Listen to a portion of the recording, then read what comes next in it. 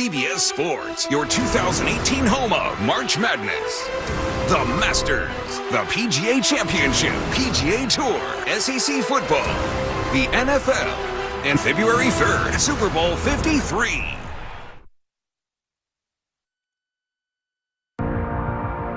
It's Alabama and Auburn in a series that dates back to 1893. Welcome to the Iron Bowl. The throw to Upchurch, touchdown! Auburn, Alabama. When you play this game, there's nothing like it. Touchdown, Derrick Henry! He's in! Touchdown, Auburn! Van Tippen has won the ball game. Chris Davis, an answered prayer. Carry on. There's the jump pass. Gary Cole. More memories will be made here today. This is the Iron Bowl. And this is Auburn versus Alabama. That it is. The Home Depot SEC on CBS brings us to Tuscaloosa, Bryant-Denny Stadium, the 83rd edition of the Iron Bowl.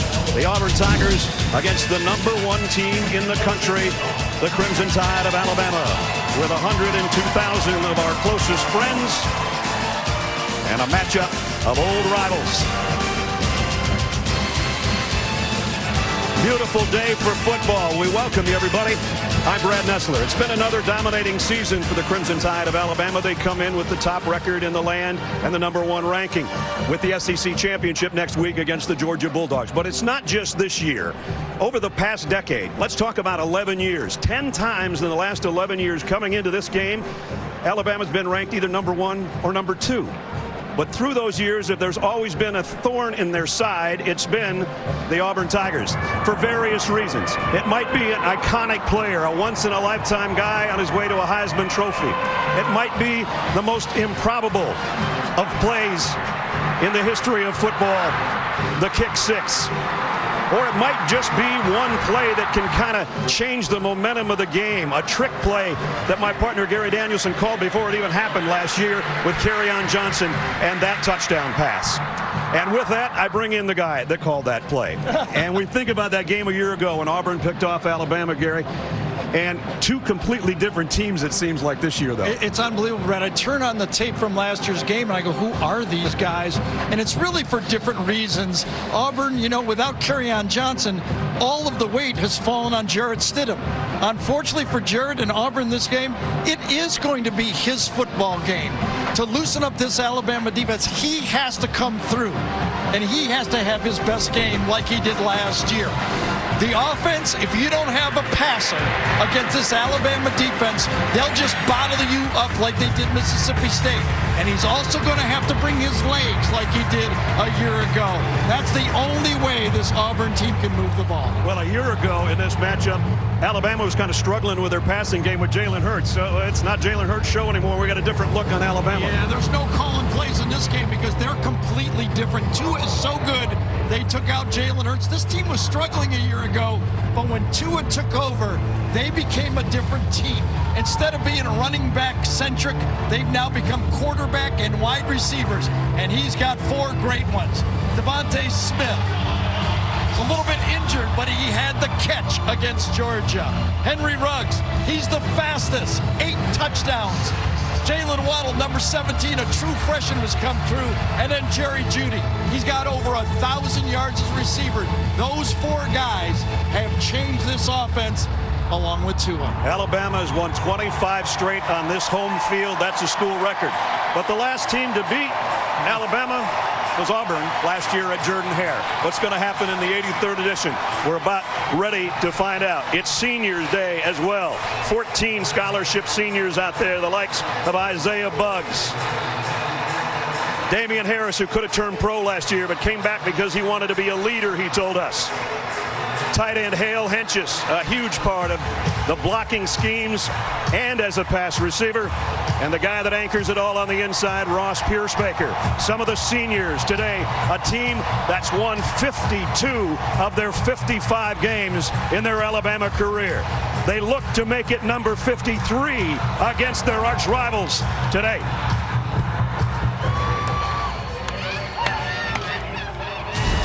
The Home Depot SEC on CBS is sponsored by New York Life,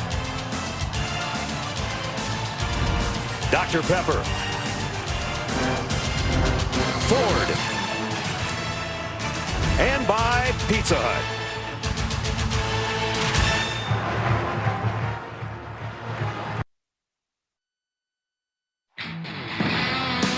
Welcome to Bryant-Denny Stadium. Today, it's Auburn versus Alabama. This is the Iron Bowl. Let's go!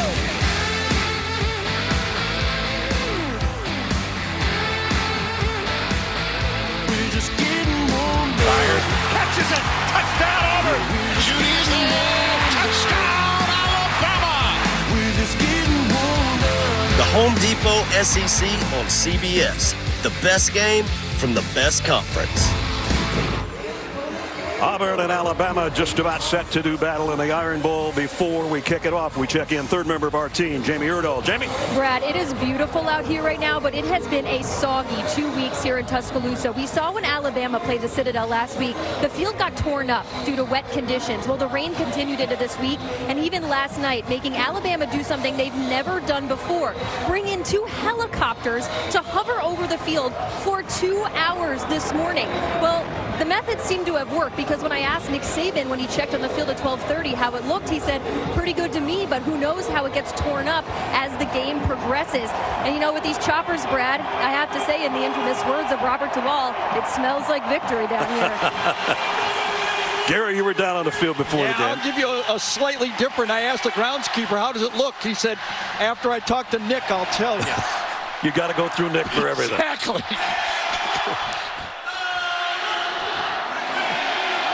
It's beautiful out right now. The sun came out about an hour and a half ago. 61 degrees, perfect football weather. Alabama won the toss and deferred. There's the series record. Actually, Auburn leads in games in Tuscaloosa. This is the 20th year it's been away from Legion Field now and in a home-and-home setting. And what a setting it is. Joseph Bullivus will get us started. And Auburn will work from its 25-yard line. As we take a look at the Chick-fil-A starting lineups. And it all starts with number 8. As Gary said, probably at his best game a year ago in this matchup. 21 out of 28 for 237 yards and also 51 on the ground. If he can repeat that today, with this group around him, that would be a big step in the right direction. Seth Williams, who's from right here in Tuscaloosa, a freshman receiver, has become his big play threat.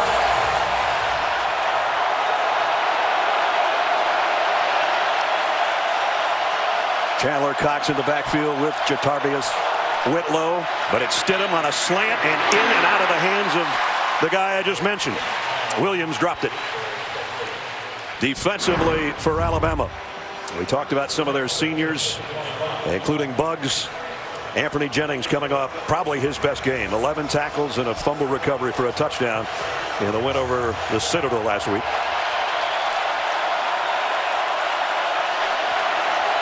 Second down and 10. Stidham fires back to the same spot, in and out of the hands that time of Ryan Davis. Oh, come on. You're the quarterback. Everybody's talking to you about, can you play as well as last year? And you put 2 strikes on your teammates, and they drop them both. Guys, I'm ready. Are you? Yeah, exactly. Right? Ryan Davis, all-time leading receiver as far as number of catches in Auburn history, and that one hit him right in the hands. Third down at 10, and third down has not been good to Auburn this year compared to a season ago.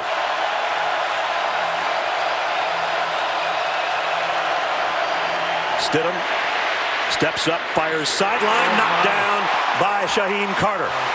All right. So I think the third drop cancels out the first 2 drops.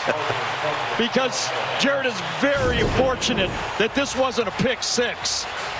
There he is right there. Watch him undercut this throw, and I thought Shaheem had it all the way for a touchdown. Had to lay out there at the end, but I thought he was going to pick it off. He made a good deflection, but when it was in the air, I was like, uh-oh. Aaron Sippis has to punt on a 3-and-out for Auburn.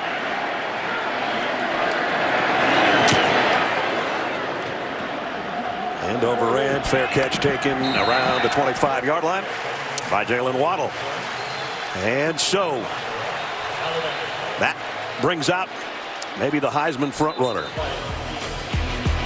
Tua Tagovailoa, who has been sensational this year. Single-season school record with 3 more touchdowns last week. He moved into that #1 spot.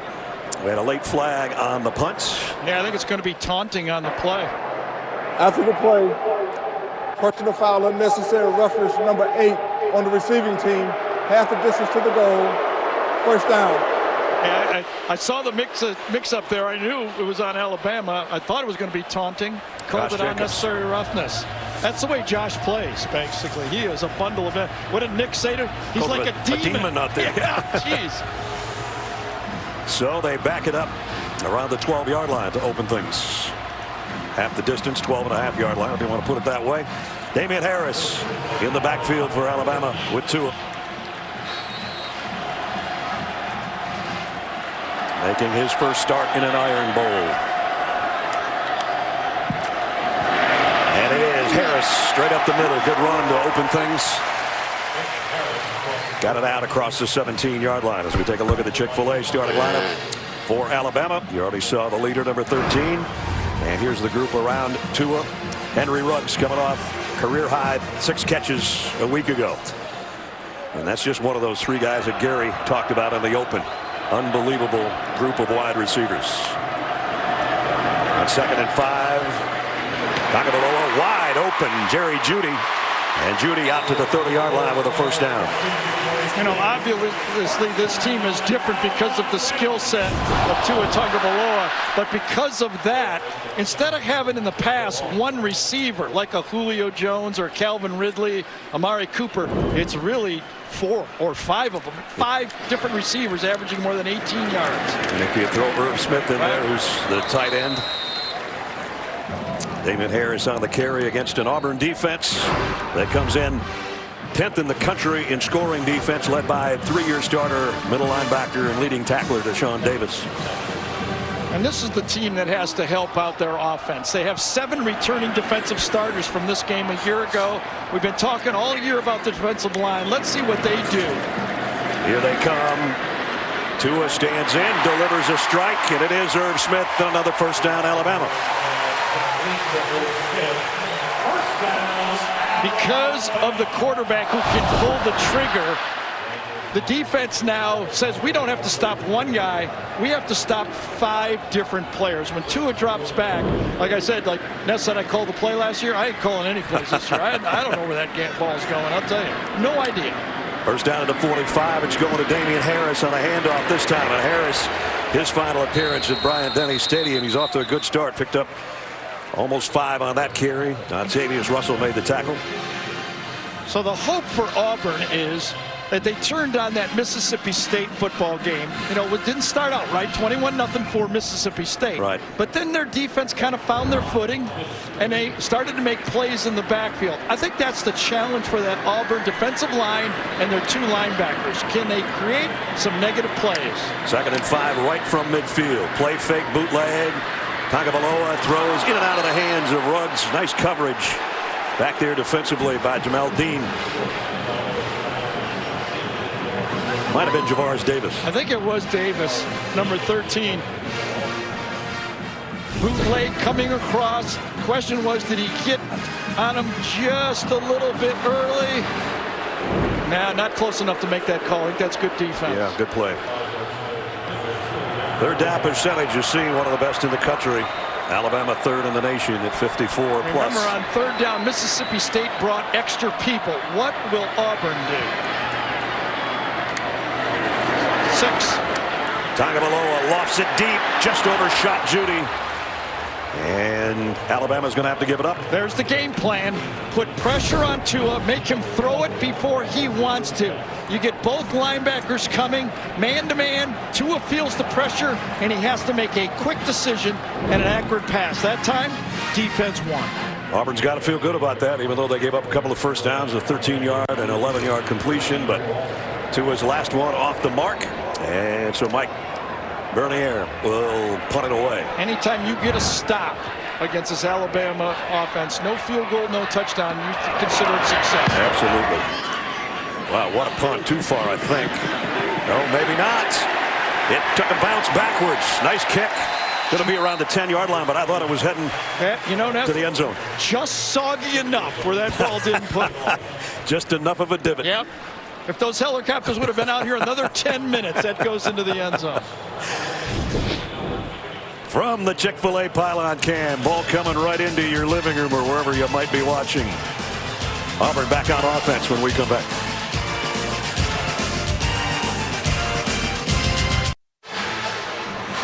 You watch your sports news and highlights straight without the noise. Stream CBS Sports HQ, the all-new 24/7 Sports News Network, available on your phone, computer, and connected TV devices. CBS Sports HQ, sports for the true fans. Gary will be along that after our game today. S-Mal's on 2-1 versus #1 Alabama as the head coach. His opening series for his offense was 3 and out, and Jarrett Stidham was 0 for 3, but he had 2 drop balls from the 12. And Christian Miller has got Whitlow all wrapped up. If you're playing on the edge of the Alabama defense, your job is to set the edge. You have to take on your man, handle him one-on-one, and then make sure that running back doesn't get outside of you. That's your job, and Christian Miller did it beautifully. And Tosh LaPointe, the defensive coordinator, told us yesterday he used to just be an edge kind of rush guy. Now he knows how to set that edge. So before he was a pass rush specialist. Right. He got a yard. 2nd down and 9. Cam Martin in the backfield now with Jarrett Stidham.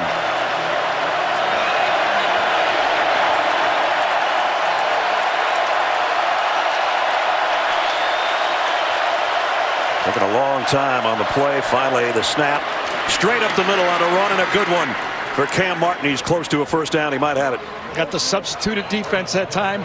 Also, no Quinnen Williams.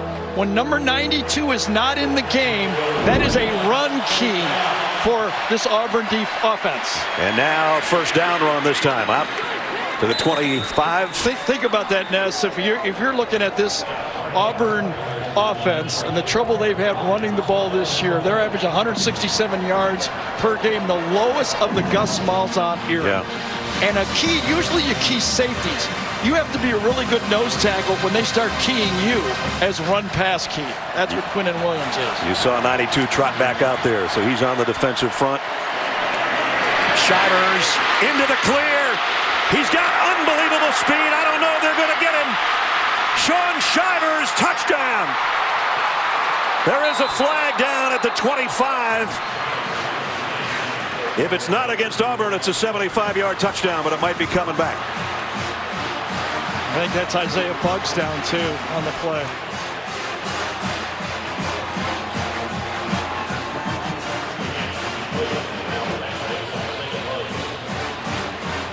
Here's a call. It is holding. Auburn number 80. Negates a 75-yard touchdown. Sal Cannella, the wide receiver, out on the edge trying to give his man an opportunity for a big play. Did, but was caught holding.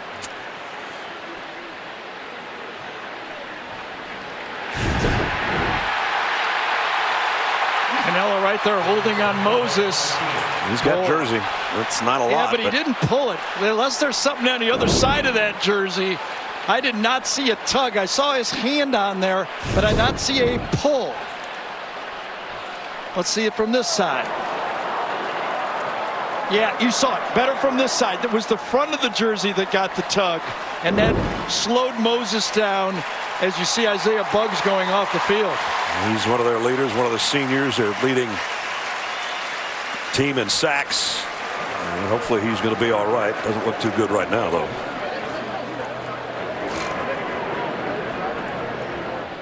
After the play was over, a sportsmanlike conduct foul on the Auburn head coach for arguing the call on the field. That penalty is half the distance to the goal. be a first down. Well, it goes from a 75-yard touchdown to a 30 yards worth of penalties.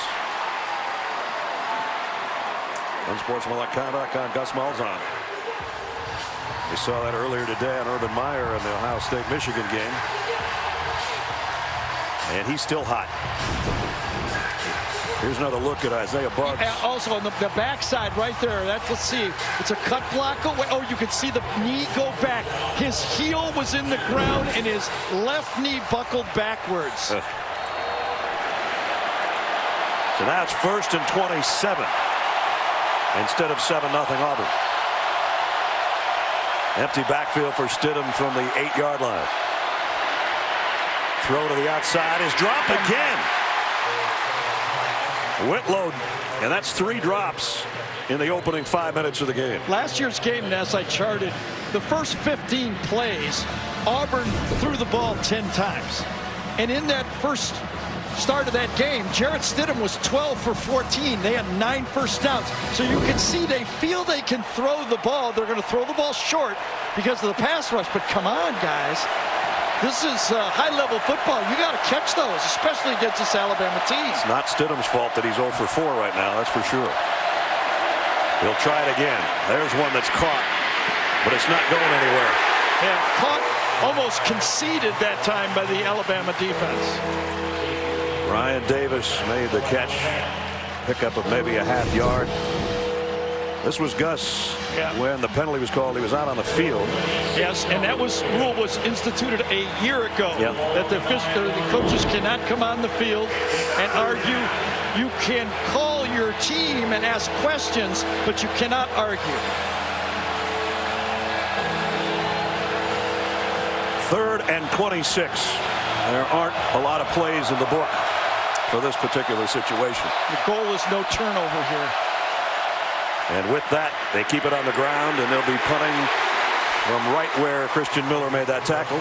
So the lack of discipline from the Auburn wide receivers. They've dropped 3 balls, and they've had a key holding penalty. 4 mental mistakes why the wideouts have cost this Auburn team. It cost them potentially a touchdown. Right. Now you could argue Moses might make that tackle, but there you are. Block them. Don't hold them. And now field position could cost them even more. Because Waddle is right around the 50-yard line. Sippis to punt.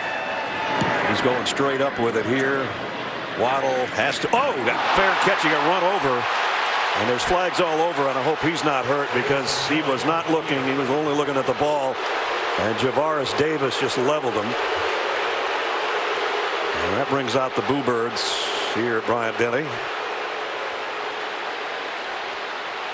The respect for Waddle had the end-over-end kick. You talk about not seeing one coming. Well, I'll tell you, it's shocking right now, the lack of discipline that this Auburn football team is playing with early in this football game. Emotionally, I don't know if they're too up for this game or what, but they're not ready to play. Jalen Waddle's going to run off on his own. That's good to see. Man, you get hit enough when you see him coming without something like this happening. 15. Penalty is forced from the spot of the foul. First down. And he's fortunate that it wasn't even targeting. I mean, it was close. So that's going to move the ball all the way to the 35-yard line where Alabama will start. You got veteran players for Auburn not doing their job.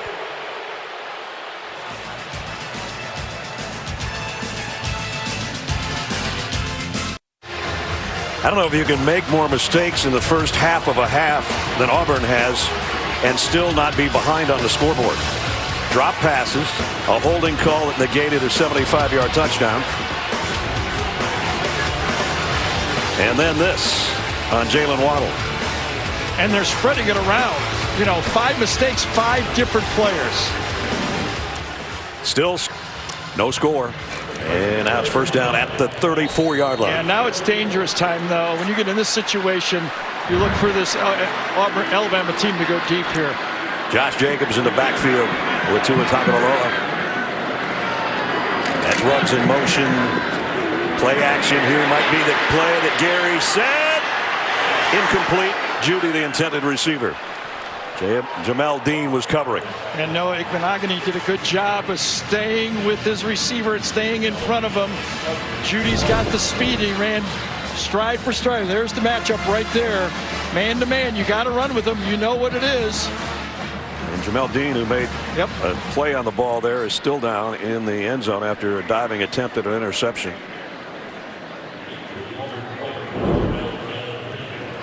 That's good coverage. That's what you expect. You could feel it that Alabama was going to throw a deep one, and good coverage forced a perfect play, and the safety helped. That's how you play defense. Mel Dean, 2-year starter, and they're still attending to him in the end zone.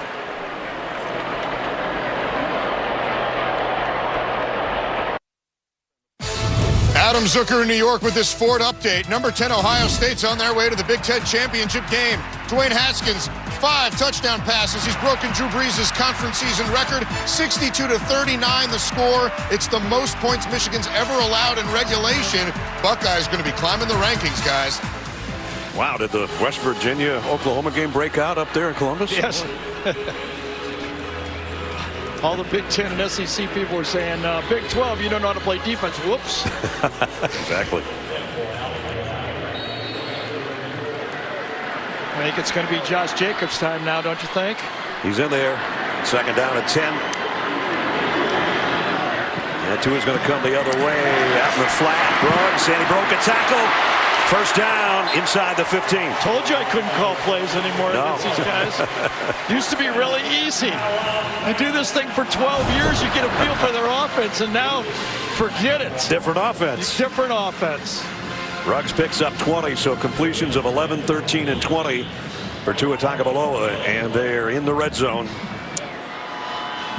where they've scored 42 touchdowns on 60 trips this year.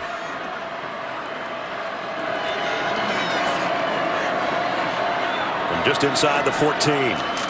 Here's a little jet sweep to Henry Ruggs.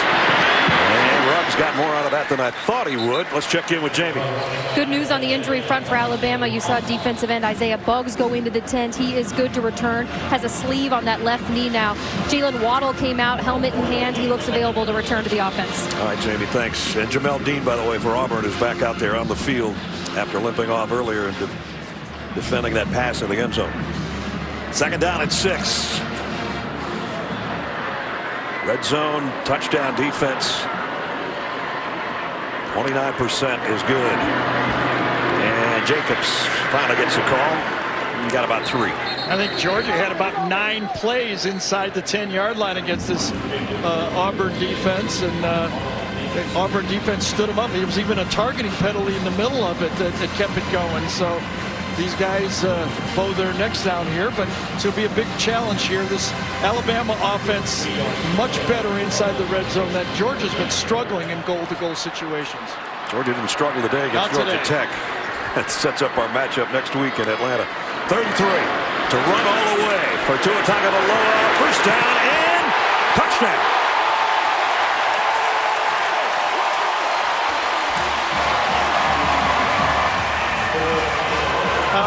If you could feel everybody in the stadium holding their breath as Tua ran to the outside, but when you're running behind number 8 and big number 73, Jonah Williams, you feel pretty good about yourself, I'll tell you. You follow 73 and 8, you feel safe.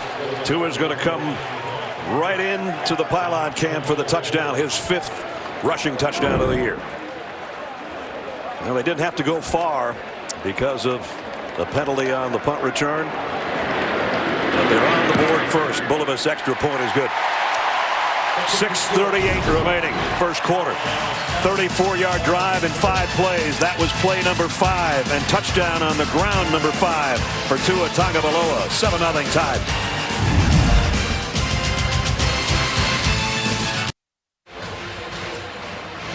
CBS Super Bowl season continues tomorrow with a doubleheader. New England, the Jets getting together. Pittsburgh's on a 6-game winning streak. They'll be at Denver. The day kicks off with JB and the guys, Nate, Boomer, Phil, Coach Cowher. NFL Today presented by Jeep at noon Eastern tomorrow. 36th touchdown responsible for in a single season for Tua.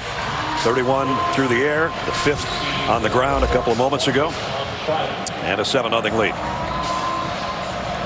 Well, Blake Sims and Jalen Hurts and Tua all have to thank RPO that Auburn used in 2013 for this new style of offense that Alabama runs. Igbenogany from the goal line. He found a little crease up the middle. More on Tua. Let's check in with Jamie. Well, he continues to impress in every facet of his game, Brad, especially on this touchdown run. He looks a little different to you today because he's not wearing that big knee brace that has labored him the last few weeks. Mike Loxley told us that he's as fresh as he's been. He really felt like that knee brace restricted him, and they can really get back to some of those power runs they were able to the first half of the season. Yeah, when we saw him a couple weeks ago in a touchdown celebration, he did a chest bump with one of his teammates and then came down and grabbed the knee brace as if to say the brace was hurting him more than the knee was. So it's a good time to have him completely healthy. And not a lot of people are healthy at this time of the season. Nice run by Jatavius Whitlow. Yeah, Isaiah Buggs is back in the football game, number 49, at his normal spot, right defensive end.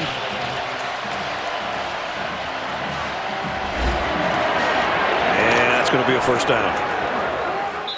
So they're getting a little bit on the ground right now, and they need that. Yeah, he's not doing well, though, and he's coming back out. He's giving it a try, but I don't think Buggs is going to be able to finish this thing out today.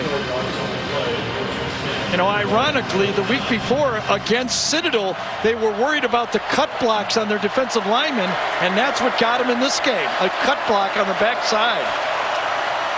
Auburn first down at the 39.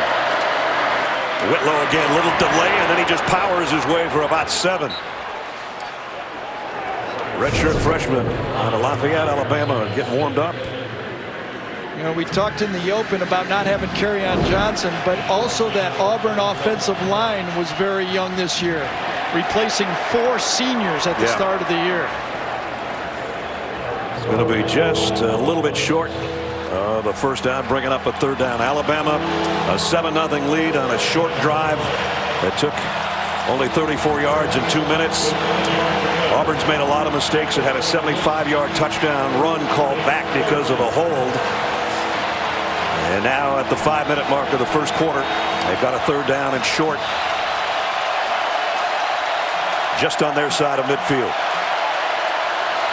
That's Schwartz in motion. Whitlow, again, the hesitation, and then just picks his hole and picks up the first down. Well, and this is great news. If you're an Auburn fan, with those drop balls, the question was, could we run against this defense? Now, in this drive, 5 straight runs, 25 yards, first downs. This is music to the ears of the Gus Malzahn offense. Absolutely. And it would set up play action beautifully for number 8. If his receivers would hold on. Look at this Tackle formation. way out here. We got 2 tackles out. Yep. And the throw is out to Davis, and he's got a tackle in front of him to lead the way. Different looking formation. It works. Yeah, interesting talking to Nick. He said Gus Malzahn gives us so much we cannot practice it all week. From the 37, Stidham dropped by Raekwon Davis. Was Jennings offside on the play?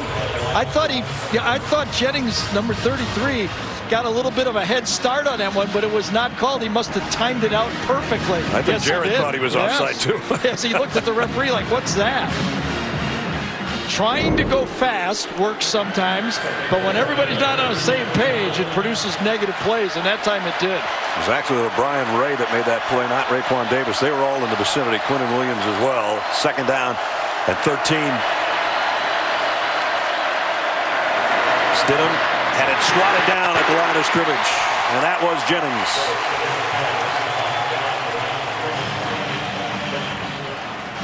Well, like you say, we've been talking about this since the halfway point in the season. Tua got all the press early, and deservedly so. But kind of like quietly, the Alabama defense reloaded. Exactly. They had to replace a lot of NFL talent, and, you know, not very surprisingly, they have. Third down and long. You have to go at the corners. Alabama plays man-to-man on the outside, and you must challenge the outside of this defense.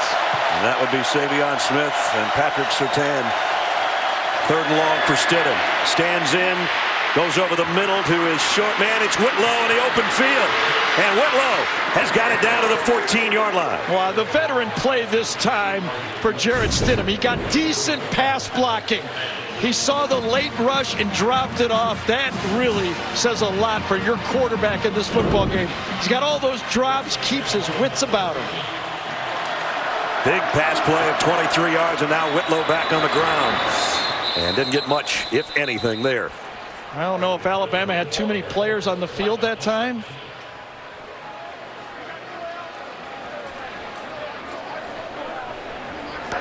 Substitution infraction. Defense 12 in the formation. 5-yard penalty from the previous spot. First down. So we talk about the hurry up, and of course Gus brought this in. Substituted play. Alabama's bringing in players. You can see Nick trying to wave off one more guy. He knows it. He knows he's got too many, but doesn't get him out in time. So they walk off 5, a free 5, down to the 9-yard line. Oh, here goes Wildcat. Stidham's at the top of the screen. That's Schwartz in motion. He's going to get the carry. Blocker in front is Cox, and Schwartz is in for the touchdown.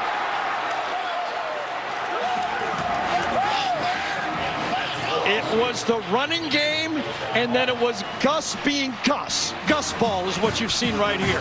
Give them different formations, run the ball just enough, and then the true freshman, the fastest guy in college football, Anthony Schwartz, gets the corner, and a beautiful block by Chandler Cox, the senior.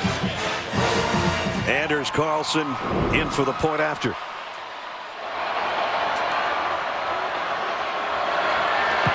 And it's up and good.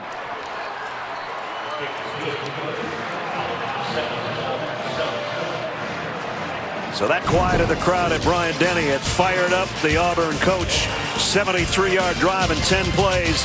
We're even at 7.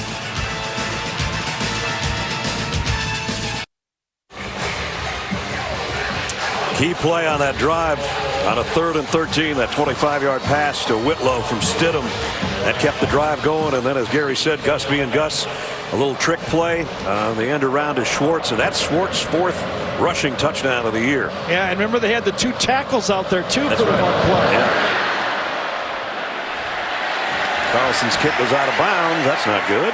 Out to the 35 it will come. Talking a little closer on that drive, the fastball offense also caught earlier Alabama with just 10 defenders on the field and then 12 later. So the hurry-up offense, it was effective in that drive. Very much Auburn football.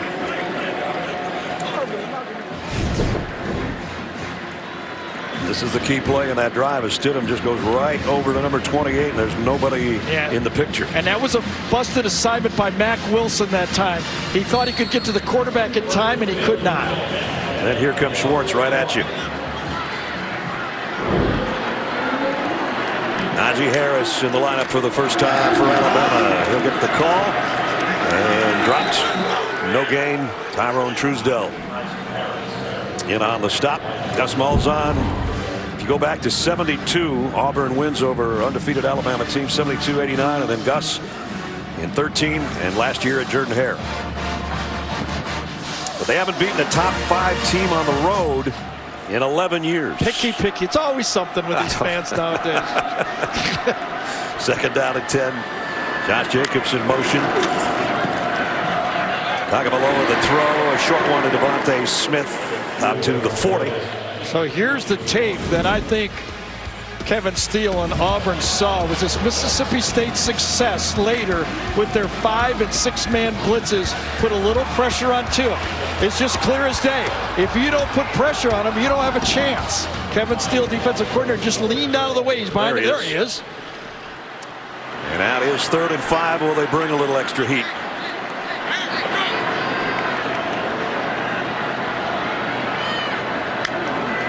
Nope.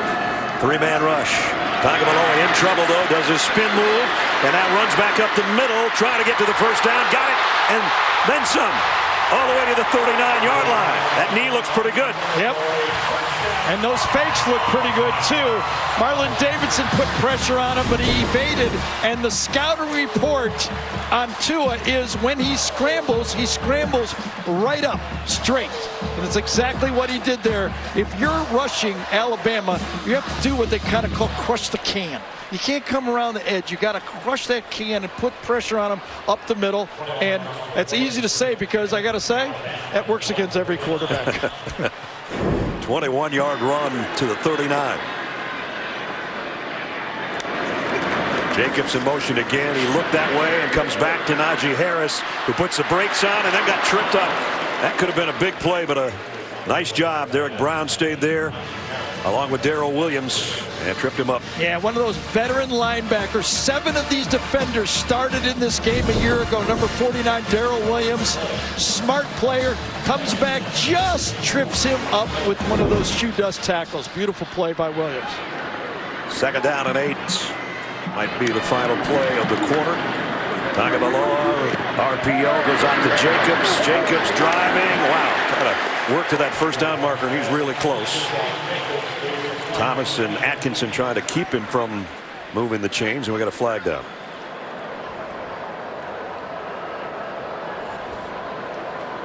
Not sure if that was at the end of the play, I guess. Was it face mask? Did he grab him on the tackle? We couldn't see it, a little far away for us. Let us know, Hubert. Personal foul, face mask, defense, half the distance to the goal, automatic 1st down. There's another mistake by Auburn. Wait a second, they were on the 30-yard line. So half the distance. Either way, it's a 15-yard penalty. Exactly. There it is. See, I thought the penalty happened on the 31-yard line. I thought that should have gone to the 16-yard line. Picky. Yes. All right, that's fair. I did one to you. That's a fair 1st quarter, too. An even 1st quarter. A lot of Auburn mistakes, but it didn't matter. They tied it up. End of 1, 7-7. We'll return to Tuscaloosa after this message. And a word from your local station.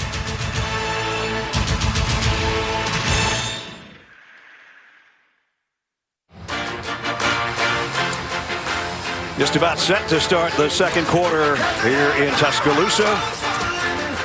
And we welcome you back, Brad Nessler and Gary Danielson. Good 1st quarter, partner. I think take away Auburn's mistakes, they could be in front right now. It was the emotions, I think. And to survive that and also be able to run the ball just a little bit.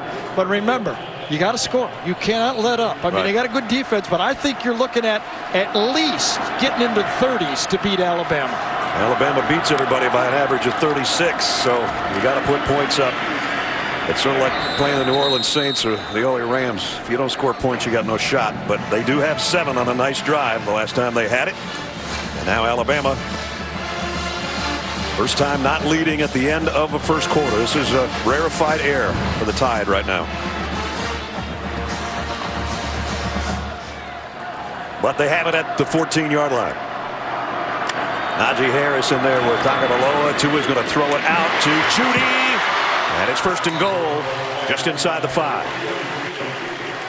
Here's what you have to live with if you're going to blitz coming around the corner. If you don't get him, you got man-to-man, and you're allowed to do those little screens and rubs. Tough to cover man-to-man. 1st and goal, quick throw out to Ruggs. And he got there. Touchdown. Touchdown pass number 32 for Tua Tagovailoa. Yeah, Smoke Monday got there, but just a half step late. Let's see if the knees were down before he crossed. Monday gets there. No, I don't think so. I think that's a touchdown. He laid out. Pilano gave us a great look. He kept his balance just enough to do that. He actually used Monday's body to stay above the grass. Ball just has to break the front part of the line. It doesn't have to cross. This isn't hockey. You don't have to go past the line. Just the front edge. Mac Jones to hold. Bullivus extra points is up and just inside the right upright. So after a nice drive by Auburn, Alabama answers. 65-yard drive in 8 plays. And Ruggs stretching it out to make it 14-7 Alabama. So Ruggs gets his 9th receiving touchdown of the year. So for all of the blogs and everything that people like to freeze their cameras, he's over in midair right there. He pierces the line. So if you got that shot, it's a touchdown. But a lot of people wait until he gets to the ground. So he looks short when he lands on the ground, but he's already crossed the plane in midair. That's a public service in case, you know. I knew there was a reason for that. Help out my guy Steve Shaw over there so he doesn't have another one of those in Birmingham, head of officials, right? Right. Phone rings there enough. They got a receptionist now, free so much. Most first-half touchdown passes single season since '96. Tua is in the top group now. Here's a short kick, and I think he called a fair catch. He did. Shivers. So they'll bring it out to the 25. Monday on CBS. This is a one-man you definitely want on your case. Michael Weatherly stars in Bull Monday at 10, 9 Central. Only CBS. So let's see if Auburn's got an answer to the Alabama touchdown drive.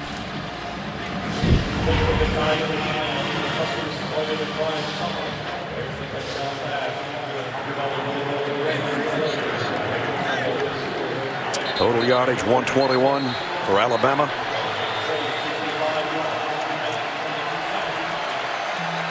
And Auburn works from the 25-yard line.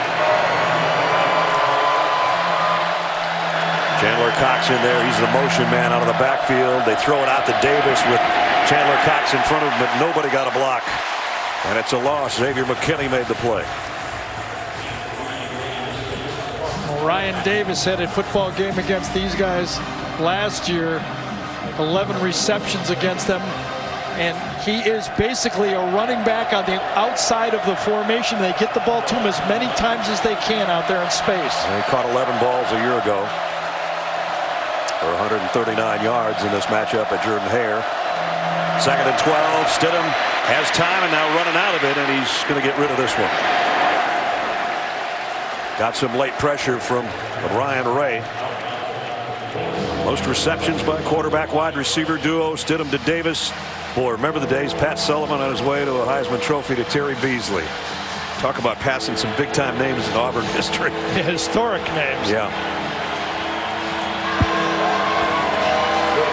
Terry Beasley was the Wes Welker of his day, right? Exactly. He could play in any era of professional football. 3rd down and 12. 4 wideouts for Stidham. Alabama thinking about bringing some extra pressure, and that's going to be 3rd and 17. I'll start. Offense, number 64. 5-yard penalty, 3rd down. Mike Horton, the right guard. Well, we have, Brad has talked about, Ness, that the trouble on 3rd down for this Auburn team in November. They're at just 25% coming into this game. But that's only half the story. It's been 3rd down and long. They've averaged over 7 yards on 3rd down, and this is what they've been looking at and why they have not been able to pick it up.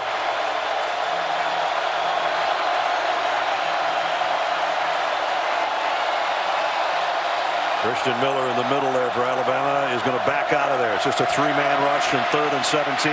Stidham flushed out of the pocket again. Raekwon Davis giving chase, and he's got to throw it to the Auburn sideline again. There was a guy there, and Seth Williams, but it's incomplete. Well, you're dropping 8, and you're nervous when you're in that pocket, making a mistake at your own end of the field. Put 5, 6 near the line of scrimmage and then bail out, and you got to throw it in between these linebackers. They might have had to throw, but he also was being flushed at the same time.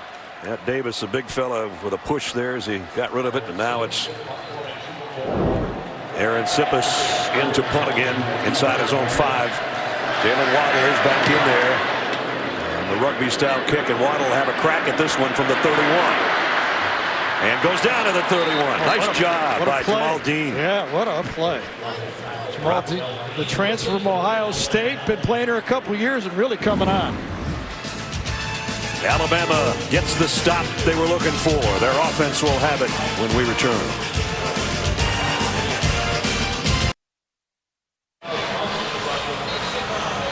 Let's take a look at the Dr. Pepper SEC standings. The matchup in Atlanta next week was determined earlier than any time previously. Georgia and Alabama obviously heading for a collision way back in July when we got together for the SEC meetings. Everybody said, how about if it was Alabama and Georgia and they were both undefeated? Well, they're not. But second championship meeting, the last one, Georgia ended at the 5-yard line on a tipped Aaron Murray pass. It's a 12th appearance by Alabama, most of any team. Georgia, the defending champions, wrapped up their regular season with a win over Georgia Tech today. So we will see you at Mercedes-Benz Stadium next week. And I think Georgia's playing their best football of the year right now. Boy, Jake Fromm had a big game. Had 4 touchdown passes, I think, today. Here's a guy that can sling it to a Tagovailoa. Crossing route, got it to Damian Harris, put a move on and got a first down before he's tripped up by KJ Britt. And you know what's encouraging if you're an Alabama fan, and he's not always just slinging it now. He's willing to take the easy throw and move the chains. I thought at the beginning of the year he was just going for the big play. Yep. I think now he's much more disciplined, taking advantage of his offensive line and running backs in the passing game. First down from the 43.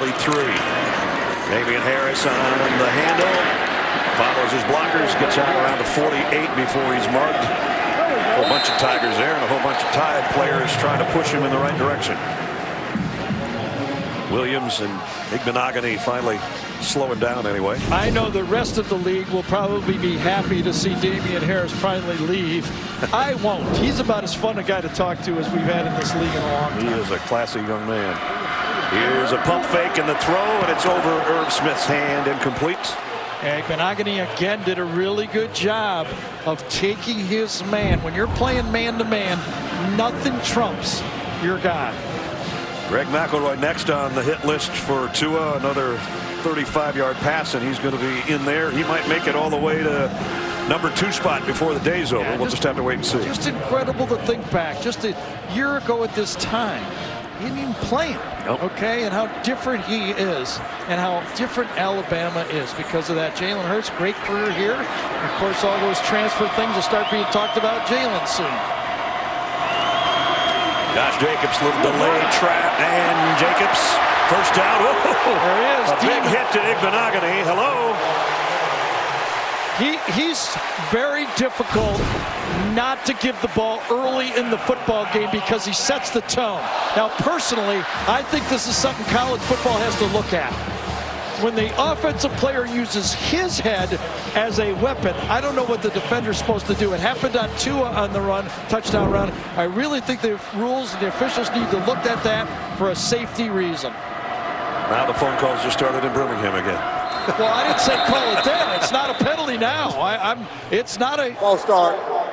Offense, number 70. 5-yard penalty. Alex Leatherwood, ball start. Because of the way the running backs use their helmets, it forces the defensive backs to lower their helmets. You could say he's using his helmet. He didn't use his shoulder. We're all getting it, and that's a legal play. And I'm just talking about the whole breadth of college football, not just... I think one of the best players in football right there, Josh Jacobs, one of my favorite players. Play fake to Harris. Tagovailoa going deep. Man out there, waddle, and it's going to be a flag as he was being dragged down by Javaris Davis. It's remarkable weapons that Alabama is featuring that you have to stop. 5 different receivers, a tight end and 4 receivers. Defense, number 13, 15-yard penalty, automatic first down. Very clear call right there. 5 different receivers. Irv Smith and the 4 receivers are averaging over 18 yards of reception. Tagovailoa took a hit, I think, after he let go of this ball, maybe from Derek Brown, or yeah, it was. So the penalty spots it at the 26-yard line. 7th Auburn penalty so far. Damian Harris bangs it down inside the 22.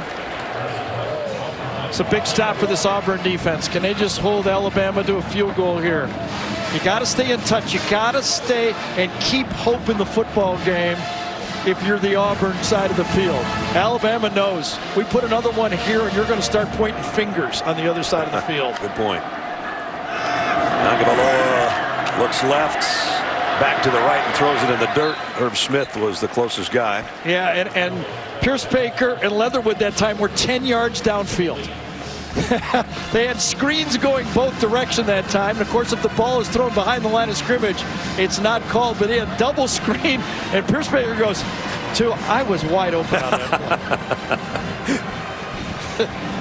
Just to let you know, if they ever change any more rules, I was wide open. Ross, the captain of the offense, gets back over the ball at the 22. 3rd and 6. Blitz coming. Tagovailoa down the middle. First down to Ruggs at the 11. Well, they brought the heat that time. Yeah, and Ross Piercebaker, who said he was open last play, is actually the guy that handles the safety blitz. Watch him. He's looking, faking, and picking up the blitz. And now Tua throws out complete to Judy. And Judy's going to be roughed down by Jamie and Sherwood. Nice job to stay with number 4. One more shot of Ross doing a great job on this play. Safety blitz. Saves the quarterback and allows the first down throw. Just another in the long line of really good centers that have played here at Alabama. Yeah, I haven't even gotten to the offensive line yet. Made his way down from Cedar Falls, Iowa to play for the Tide in his final game at Bryant-Denny today. 2nd down and 10 at the 11. They can get a first down at the 1-yard line. Here comes the heat up the middle again. Tagovailoa lofts it to nobody, incomplete. But he did get rid of it.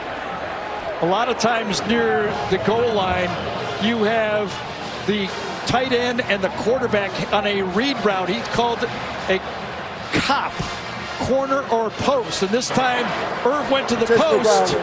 Offense number 13. Loss of down at the spot of the foul. They're going to call grounding. Second down. Grounding on the throw. So when you've got a read route and you're letting it go and your tight end goes to the post and you think it's an either or, he throws it to the corner, and it's intentional grounding. That's a good call.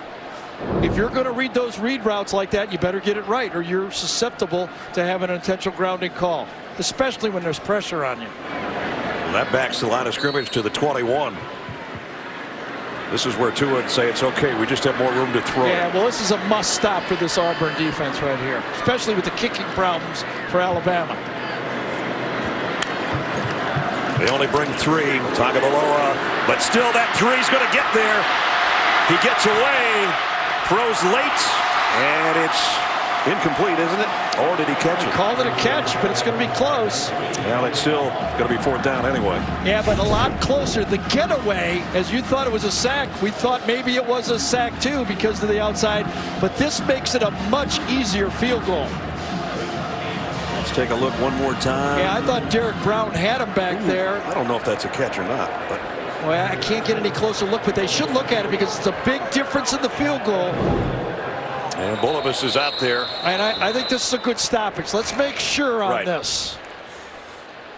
If you're the replay official, I want as many looks as I can right here. Previous play is under further review. Gerald Hodges, who was in the booth here for the game, is our replay official.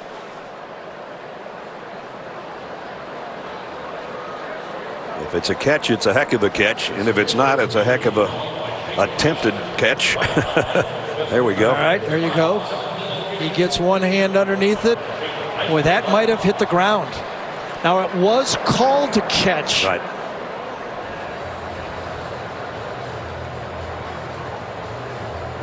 It looks like the back half of the ball touches the ground to me, and then he cradles it as he turns. Depends how aggressive this replay official is here, because it's called a catch. He could say, I don't have enough to overturn it, or I've seen enough. So they're talking it over.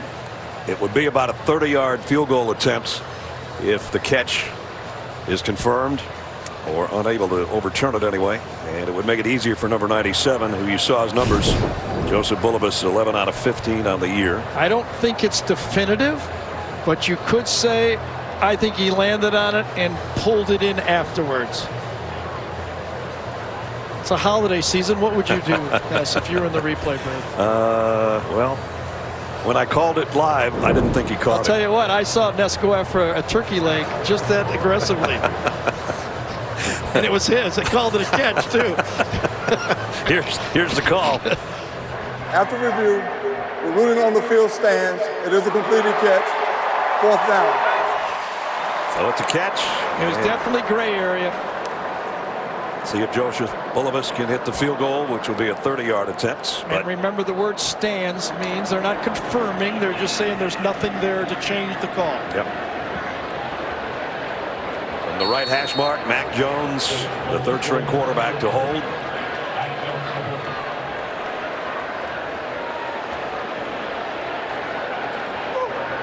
Bulovas from 30. Right down the middle. 3 more for the Tide. Alabama gets a stop, but they're still down 10.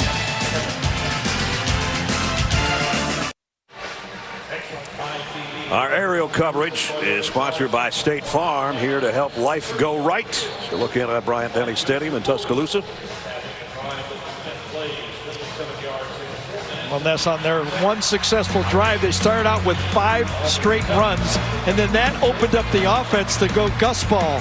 Kept them off balance with the 2 tackles, a little gimmick, and then they went Wildcat, and the speed caught Alabama a little flat-footed. So that's really the formula. Can Auburn find the formula, I think, to keep Alabama off balance? It would be huge if they could answer that field goal with some points of their own right here, trailing by 10. Bulovas, who just hit the field goal, set to kick away. Nick Monogany and Shivers await back at the 5-yard line for the Tigers. And they'll get a shot at it if they want one.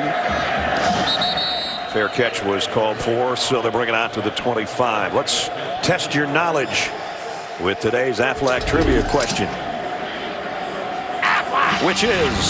Which Alabama quarterback has the best Heisman Trophy finish?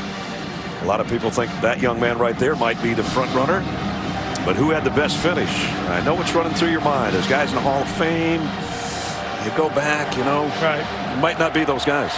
Probably not, right? Probably not, or we wouldn't be asking. That's the whole clue. trick of testing your knowledge. Stidham under center. Ryan Davis in motion on 1st down. Play fake. Wow, he had to get rid of that way before he wanted to. Nobody over there except Shanker, I guess, the tight end. Xavier McKinney was coming in to give Stidham the heat. Boy, you think you're going to play that would work, and you call a play and say, oh, wait a second, they're bringing their strong safety on 1st down. I did not think that would happen, but you can see Alabama's defense has gotten more aggressive, anticipating more of the gimmicks from the Auburn offense. See if they go back to Whitlow, who's done a pretty good job on the ground today. Again, Davis will go in motion over to the slot on the right side. Whitlow gets the carry. Got about 3. You know who's been quiet so far in this game is Q Williams. You know, I mean, when we talked to Gus Malzahn about moving the ball against Alabama, he started the conversation with number 92 and ended the conversation with number 92. He even ended it with Jamie today before the game in the interview with 92. He's been a disruptive force. There's no doubt about that. 3rd down and 7. And Bugs is back out there. That's good news for Alabama.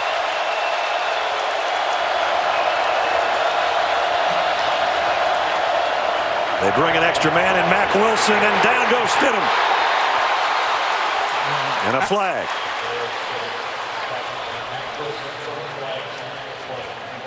You're trying to get that quarterback, and did you get a hold of the face mask when you were trying to get the sack? Personal foul, face mask, defense number 92, 15 yards from the previous spot, automatic 1st down. Well, now we got number 92 called for a reason he doesn't want to be called. He makes an inside move, gets inside, and reaches out right at the end of it and grabs the face mask. Good call. Left hand on the face mask. Didn't need to and didn't intend to. I don't think he was trying to, but Mac Wilson spun him around and the face mask appeared.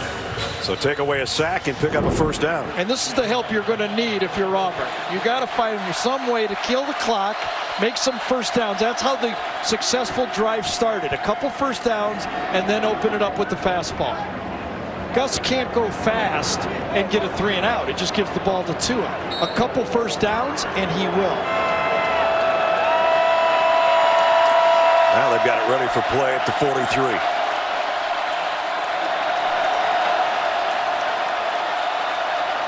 It's Schwartz on the end around. And this time, Savion Smith runs him out of bounds after a short gain. Well, Anthony Schwartz, the true freshman sprinter, has been getting involved. Brad told you about his carries. He came into this game with 20 rush attempts, along of 23. He's gotten already, what, 3 times in this game? Yeah. And running the ball. He's always a threat with that jet sweep. Quentin Williams coming out again. Cam Martin in the backfield with Stidham on 2nd down and 7. He looks over, you see those cards, the plays changed. Better hurry. Just got it off, and the ball, he lost the ball. I think he wanted to throw a screen out in the flat, and I don't know if it just took off from him or stuck to his hand or what. I think it was McKinney again, coming from the outside the slot, number 15. Yes, when he tried to throw the ball, McKinney was in the way, and he had to try to eat it. It was the old tuck rule.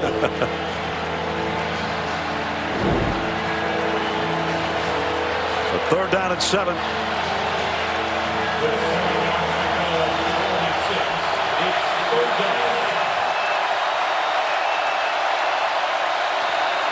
Ryan Davis in motion again. Stidham with Mack Wilson coming at him. Throws too wide, intended for Slayton, incomplete.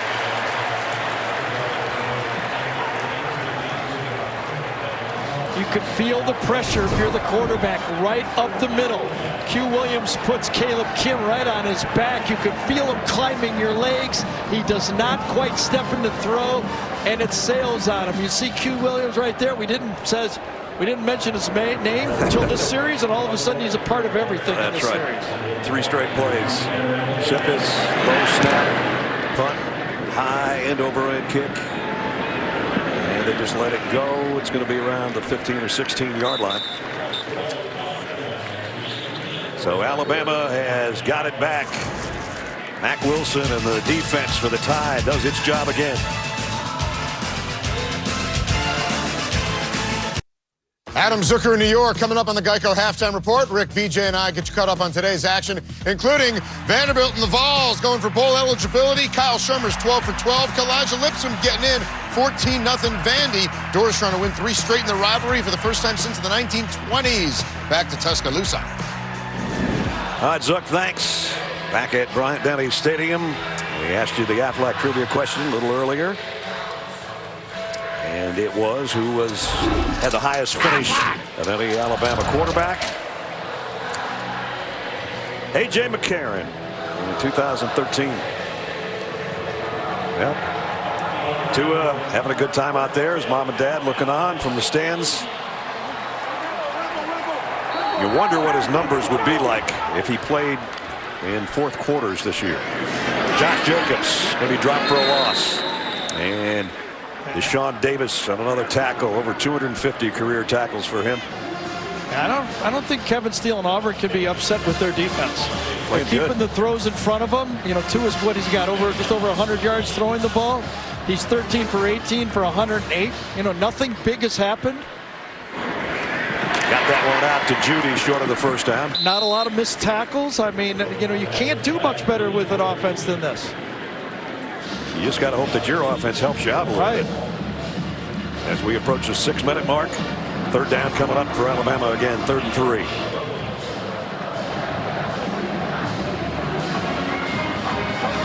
And they get one more stop and give it back to that offense of the Tigers before halftime. Front 4 has to dominate here in these situations. Almost looked like they were offsides again. Jacobs, and they got it stopped. He's a yard shy.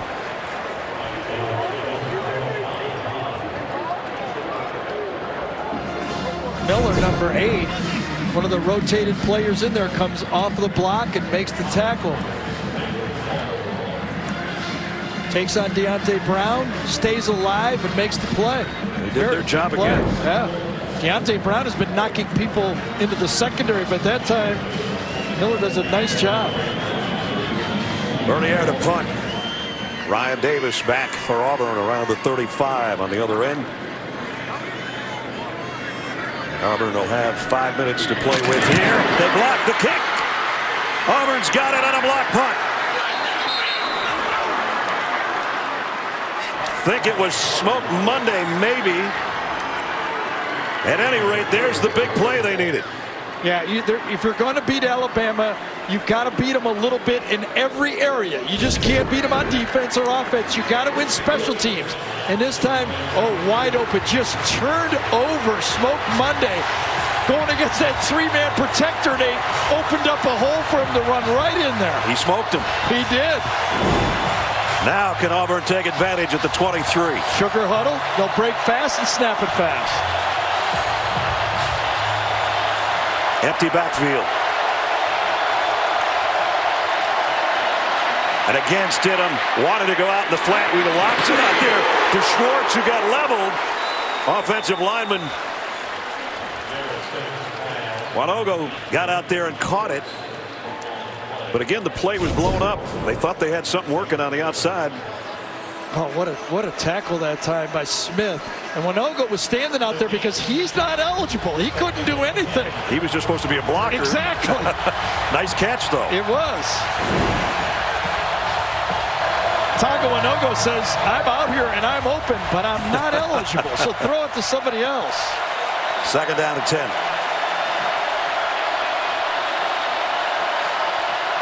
Chandler Clark. Double pass. Ryan Davis loads, fires, man's there, got him. Auburn touchdown, Malik Miller. Second time a trick play is paid off for the Tigers for a touchdown. Ryan Davis had a touchdown pass against Texas A&M. He was a high school quarterback. They lined him up real deep, quick snapped it to him. You could see it in the pre-snap that he was very deep to ensure the lateral right here. Gets it and throw the whole playbook at Alabama. Use every guy you got, every skill he's got.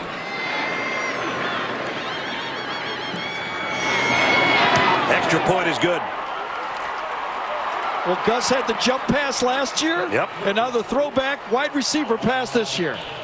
How about Ryan Davis's numbers this year? 2 for 2 passing, 43 yards and 2 touchdowns, including that one, 17-14 tie.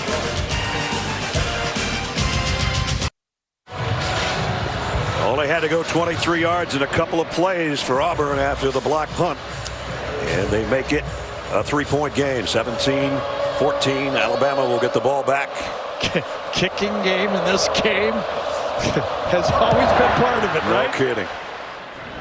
And this one will bring Alabama's offense out to the 25. Some big plays in that last sequence. First of all, you got to get a stop to force a punt, and there it was by the Auburn defense. Yeah, that was the interesting one. They took the ball out of Tua's hands, but it was stopped, and then Smoke Monday, not very good protection with the 3-man front, and then of course Gus is Gus. I'm going to give you the whole play package. If I'm going to move the ball, you're going to have to defend everybody and everybody's skill that he has. And one of the skills Ryan Davis has, he can throw. High school quarterback. Yep. I mentioned 2 for 2 for 2 touchdowns. That's pretty good. Yes, it is. That his quarterback rating will be as good as Tua's pretty soon. 4-minute mark from the 25. Speaking of which, Tua Tagovailoa with plenty of time, deep, and overshot his intended receiver, Henry Ruggs. Jamel Dean was covering. Well, I like what Kevin Steele, the defensive coordinator, is doing here. They're not getting really complicated in their coverage. They're making sure everybody's got a man, okay? If they beat us, let's make them beat us because they ran a good route and a good throw, not because we didn't know who to cover. Right. And in this game so far, Auburn has picked out the right guys, and they've gone man-to-man and said, go ahead, Tua, if you can complete it, do it. But we ain't going to give you any, at least so far. Najee Harris behind Tua Tagovailoa gets a carry and only got about a yard. That's it.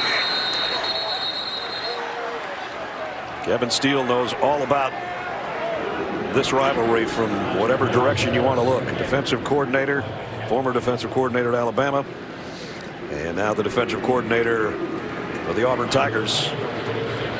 So he's got a good record in both cases, or he's got a record in both cases, I should say.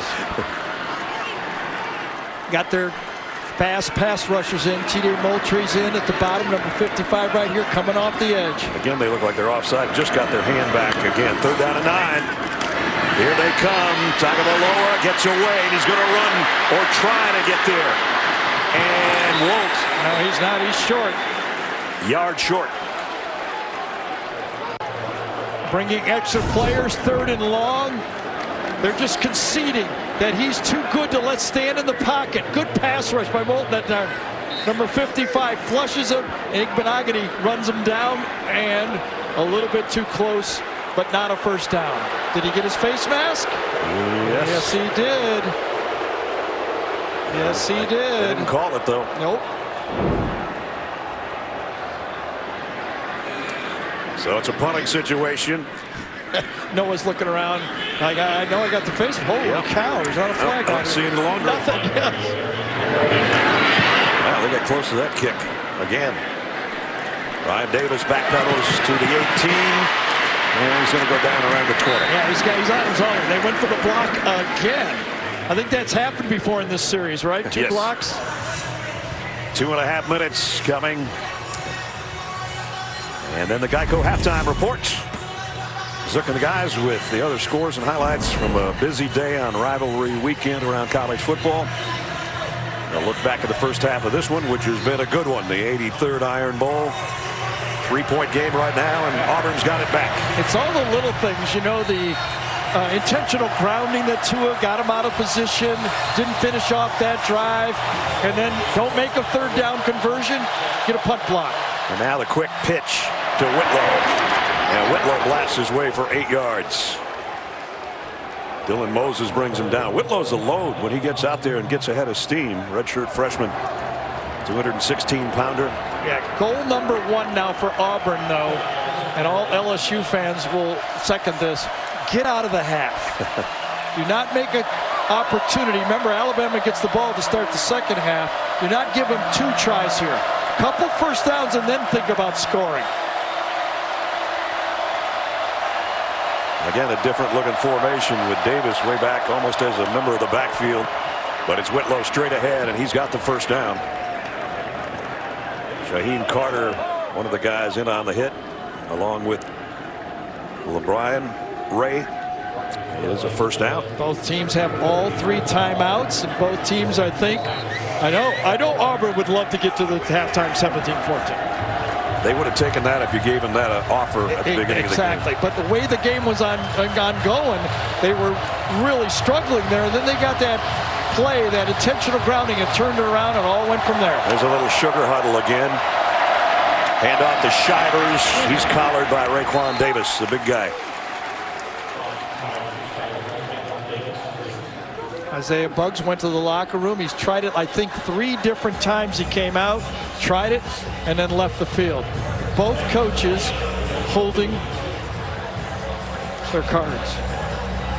Timeouts close to the vest. Neither one wants to use it. Jamie just told us that Buggs went through 3 different knee braces trying to get right. Quinnen Williams comes out. Tua's got one he could try on if he wants to. 2nd and 8. 45 seconds left in the half. They'll keep it on the ground. Whitlow, Raekwon Davis again on the stop. Anybody going to call timeout? Maybe both teams are going to be happy enough to go to the locker it's room. 3rd down. You know, Alabama could block a punt here. No. Clock running. I'm going to play it safe. I don't know why Auburn would snap it. Nope. They were talking to Nick. You want a timeout? You want a timeout? He said no. Let it go, I think is what he said. And I don't think Auburn will snap the ball.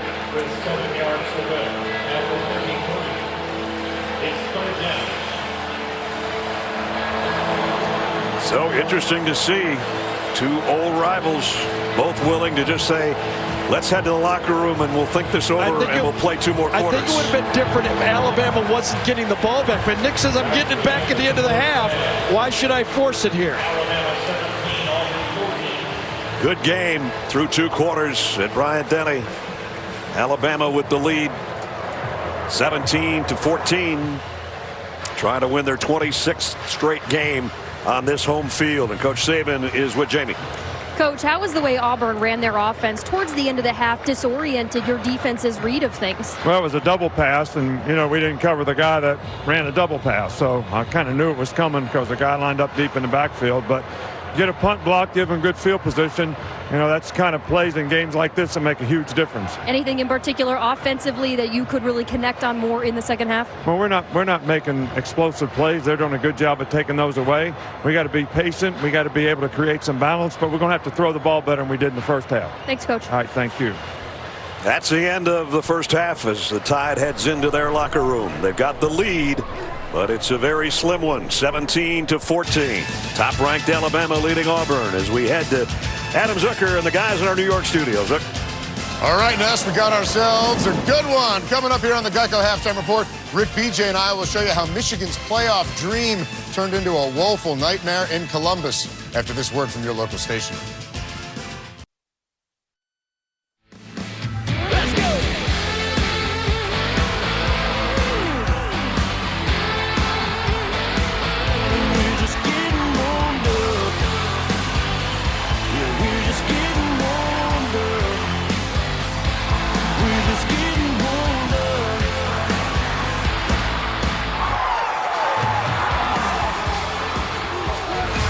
As you look at some of the big plays from the first two quarters, and you look in on Bryant-Denny Stadium in Tuscaloosa to start the third quarter, 17-14.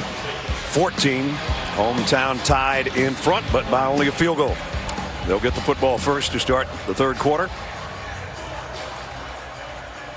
Both teams in the final 50 seconds or so of that second quarter kind of looked at their respective coaches and thought, we're going to call timeout. Nope, let's just go to the locker room. So they have time to regroup or prepare for the second half, and it is underway.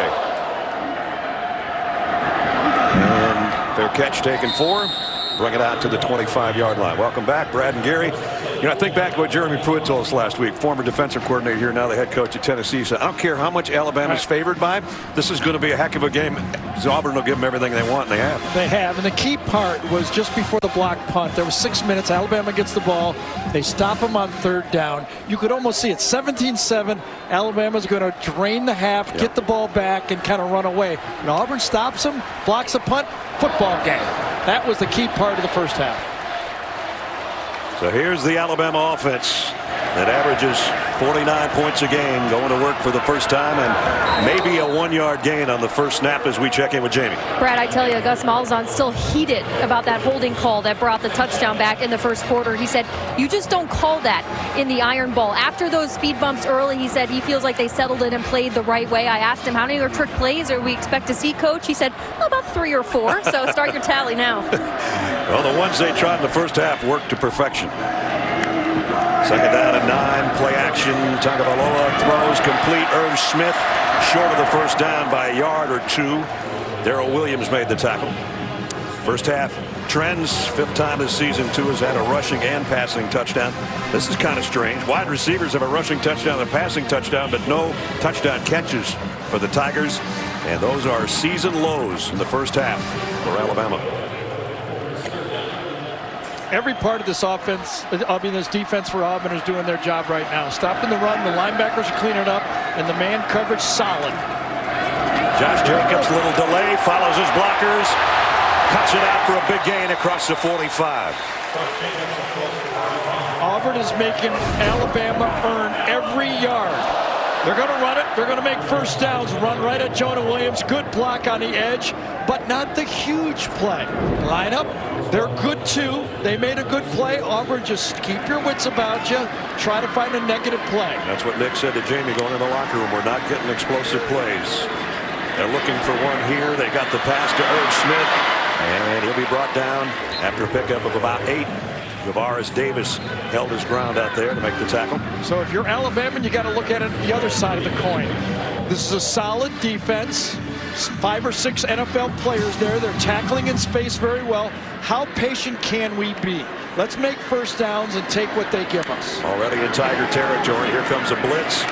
Tagovailoa going long. Judy's got it. Touchdown. There's the explosive play.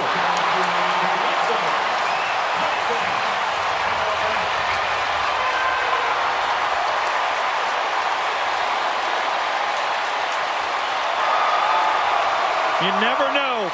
Anywhere on the field, nothing is safe.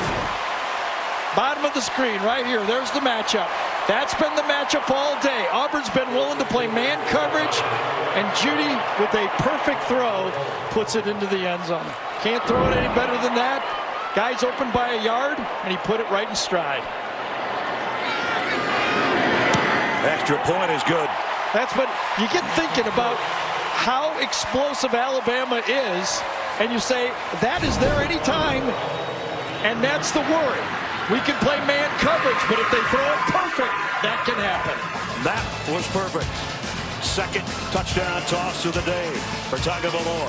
24-14 tie.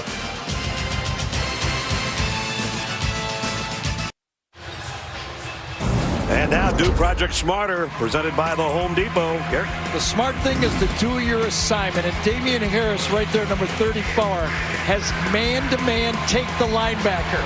And watch what he does. Good blocking up front, but he stones the blitz.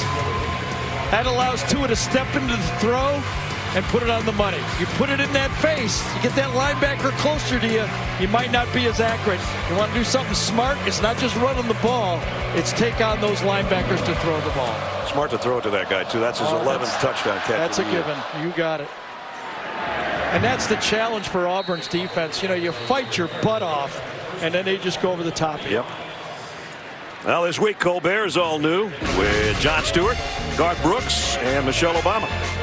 Plus Monday, catch Cartoon Steven. All this week on CBS.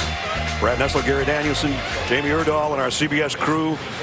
24-14. Jerry Jeudy, one of the most prolific pass catchers now in Alabama history. Amari Cooper at 16. He's got 11. Amari's doing okay now for the Cowboys as well. Yes, he is. Play action. Stidham throws on the run across the middle high, but could have been caught, I think, by Darius Slayton. Incomplete. Yeah, Slayton is one of those guys this year that has never really gotten off to get the type of deep threat he was a year ago. Last year he averaged 22 yards of reception. This year he's down to about 15, and it seems to be that's been the story all year. Inches away and a few drop balls when they're there. Jarrett Stidham having a tough day. Remember, he had a lot of drop passes early in the first quarter. Whitlow maybe got 2. Dylan Moses in on the tackle. Dylan made the finalist list for the Butkus Award. Should be handed out in a week and a half or so.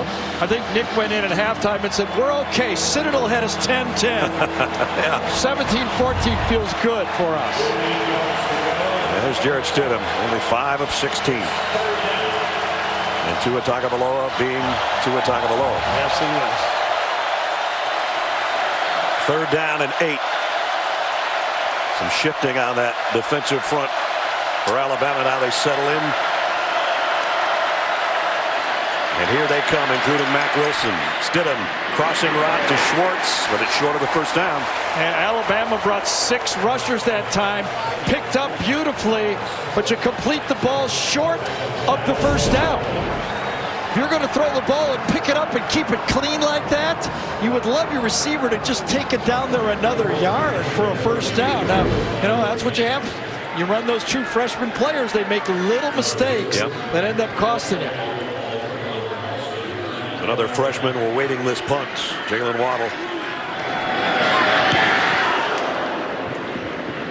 Fair catch. And gets this one cleanly without getting hit at the 31-yard line. 11:23 to go, third quarter. Alabama with the ball and a 10-point lead when we come back.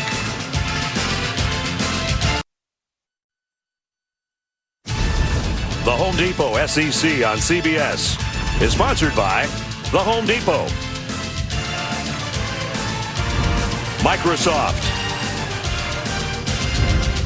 Bud Light, and by State Farm. Alabama with the ball back. Nighttime setting in Tuscaloosa. Our aerial coverage sponsored by State Farm. Here to help life go right. We've had hot days, we've had cold days. This is a perfect day for football for us. We're usually complaining that it's too hot or too cold in the booth. I'm just about right today. And Tua Tagovailoa, look at the group that he continues to move up on. Impressive numbers for a guy that didn't start last year and came in the second half of the national championship game against Georgia and has flourished ever since that touchdown pass in overtime. On the RPO, the quick throw out complete. Let's check in with Jamie. He's got impressive numbers tonight, and he's an impressive athlete. Tua told us that he's completely right-hand dominant. He writes with his right hand, kicks a soccer ball right-handed. He bat right-handed when he played baseball, but he said the sport was too boring for him. Even until the age of 4, he threw this football with his right hand until his dad said, no, son, you're going to throw left-handed. And thus, Tua Tagovailoa, the left-handed Heisman candidate, was born as a quarterback. I'm really glad you caught that. Me too. That was impressive. It was. Jacobs' middle screen out to the 50. Since Auburn dropped the first 4 passes, Jamie's doing pretty well. She could have been their leading receiver in the first quarter. Again, if you don't put pressure on Tua, he's going to just pick you apart. Throwing to the running backs, tight ends, wide receivers. He's proved he's patient, proved he can throw deep. You got to be able to put some pressure on him and up the middle. Remember, he's thrown 1 pass in the 4th quarter this year, and it was a completion. And as I mentioned earlier, what would his numbers be if he had to play entire games? That's got to be a face mask somewhere in there. Najee Harris head turned completely around, or his helmet did. And he's straightening out the headgear.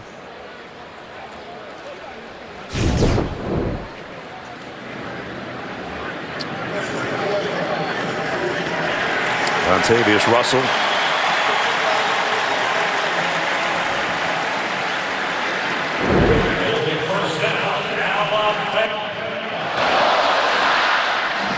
That moves it down to the 33-yard line. So this Auburn defense or football team gets into that danger zone again. It was right there at the end of the half. It was 17-7.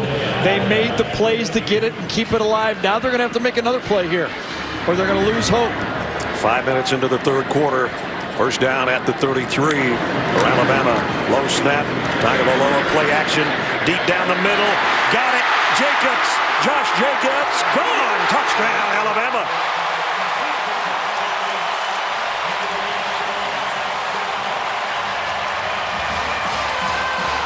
And he handled the low snap. He had to take his eyes off the defense to pick the ball up. And yes, that's what it's like when you got a quarterback like this. Jacobs right there in the backfield, comes out, doesn't run an option route. He just goes straight down the field. The 2 defenders are standing there waiting him to go right or left. He goes long. How about how he located that? Had his head one way, turned it all the way around. I'm telling you, he's a great football player. Lightly recruited out of Oklahoma. They found him late, and they found a gem. Did they ever? 9:49 remaining, 3rd quarter, and all of a sudden, top-ranked Alabama starting to look like top-ranked Alabama. 3rd scoring toss of the day for number 13. 2nd scoring reception on the other end for number 8. 31-14 tied.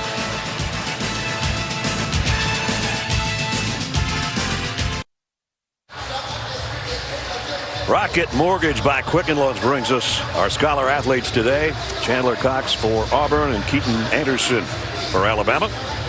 Rocket Mortgage by Quicken Loans showing their commitment to the investment of our future by donating $1,000 to Auburn and Alabama's General Scholarship Fund. Alabama has had 9 plays in this early part of the 3rd quarter that have totaled 144 yards and 2 touchdowns. Yeah, and at halftime, Auburn goes in there and says, okay, we're doing exactly the plan. Just keep the guy in front of you, make the tackle, make him go the long way, and all of a sudden, the excellence at quarterback puts 2 passes right in stride to break the defense. This kick will be returned from the 1. Igbenogany stumbled a little bit. Really got stood up at the 21-yard line by Xavier McKinney.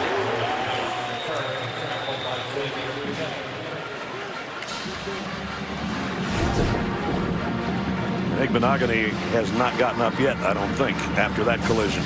He got slowed down, and then once you lose your momentum, you're standing there and you're sitting duck on the play. Now he's okay, trotting off. Igbenogany was a wide receiver a year ago, switched over to defense and becomes the starting corner for this defense. Auburn's got to have some offense starting right now. Whitlow And right up the back of Caleb Kim as center. That couldn't have felt that great. And they also, I mean, you're looking at this, what Alabama's done to you so far in the second half. And you go, we also got to have a couple first downs. Our defense gassed out here. Right. It's hard to go fast. Now, Auburn loves to go fast, and they may be their best at it. But how do you go fast until you get a first down?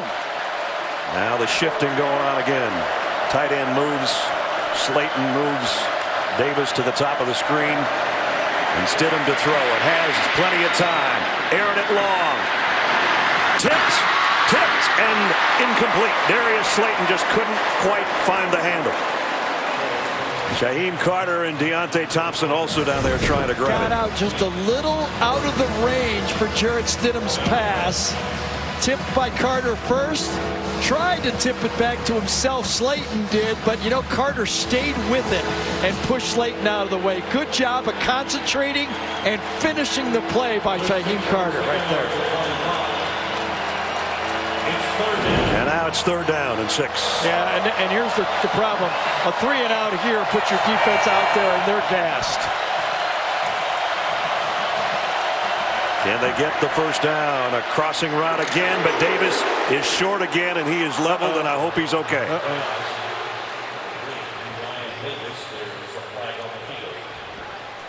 Now remember, if this is called targeting, it will be out of the first half of the SEC championship game. The good news is first to help the receiver. Right, the Ryan is moving his extremities.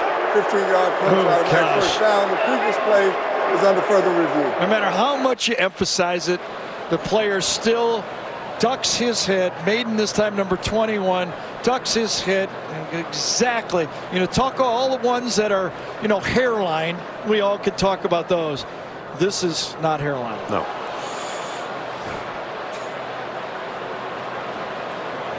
Ryan Davis again, the career leader in catches for Auburn. And Savion Smith right away knew that Davis was hurt and started holding him and actually pointing to the doctors to come out there. He could feel the hit and saw, probably looking in his eyes. The ruling on the field is confirmed. Number 21 is disqualified. But Jared Maiden, is gone for this game and the first half of next week's matchup with Georgia. Yeah, he's basically been their dime safety coming into the game. And the concern now is obviously with Ryan Davis, who's been such a big part of this Auburn team, a senior out of St. Petersburg, Florida, one of the captains, threw a touchdown pass earlier today. And his teammates around him as we'll take a break.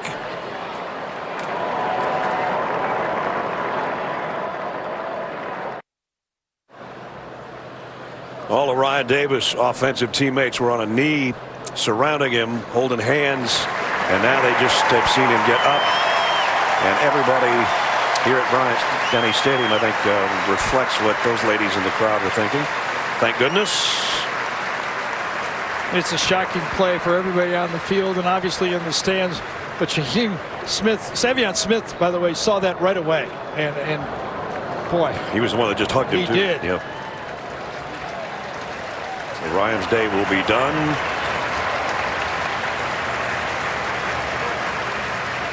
He's been a great player for him. Oof. Well, that's a win. Yep. No kidding. Meanwhile, it's going to be a first down after the targeting foul moves it to the 44-yard line for the Tigers.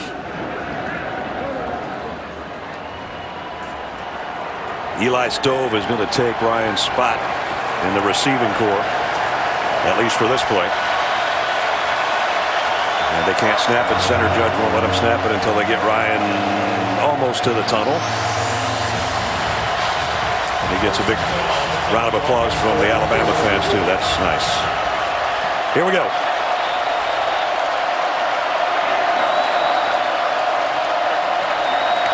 Schwartz.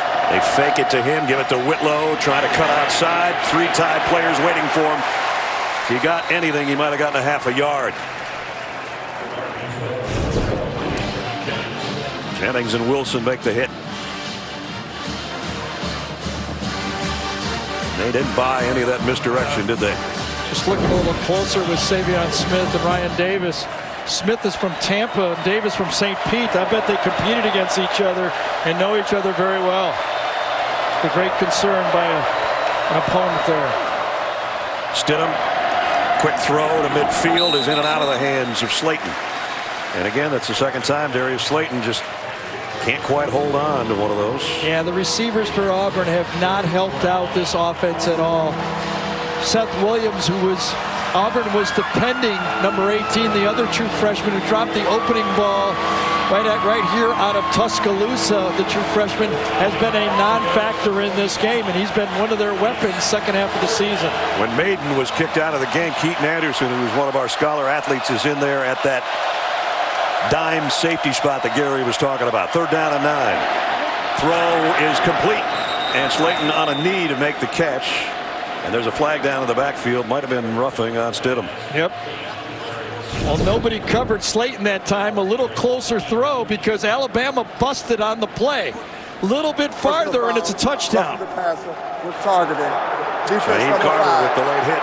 15-yard penalty. The previous play is under further review. Well, that could be another player. Remember, these carry over to the next game. And that was a total bust by Alabama. It should have been a touchdown, and I think Coach Saban saw the bust. No one covers Slayton at all on the play, and then they get a targeting. Well, he had his hands in front of him. That's close. That would be a huge loss for next week if that guy can't start. He's one of their leaders at the back end. Yep. This is really close. Sure is. After review, the ruling is that number 5 did not commit a targeting foul. However, we will enforce the roughing the passer foul, 15 yards, automatic first down. Gary, I think just the fact that he tried to get his hands in front of him helped the cause a little bit for him. It's 30 yards worth of penalties in 3 plays, but nonetheless, he's not going to leave the game. And he's fortunate because he could have put himself in position. I do not think his helmet connected with Jarrett Stidham. It was close, but I don't think he hit him with his helmet. Each team with 7 penalties. And for Auburn, it's been a couple of tough ones to take, but they've moved the ball 30 yards, courtesy of Alabama on this drive alone. And they're lucky it wasn't a touchdown because they busted. Here comes a blitz off the corner. The throw is that way. It's complete. But a good job by Raekwon Davis to stay with Eli Stover. He might have been off to the races. Well, if Raekwon Davis doesn't come out and make that play, it's a touchdown. Right now, this Alabama secondary is discombobulated. Right until the snap of the ball, the whole Alabama bench was waving players around on the field, and they left another player, wide open receiver, on the play. 2nd down and 6. They're at the 25 of Alabama. Trying to tighten this game up here halfway through the 3rd quarter.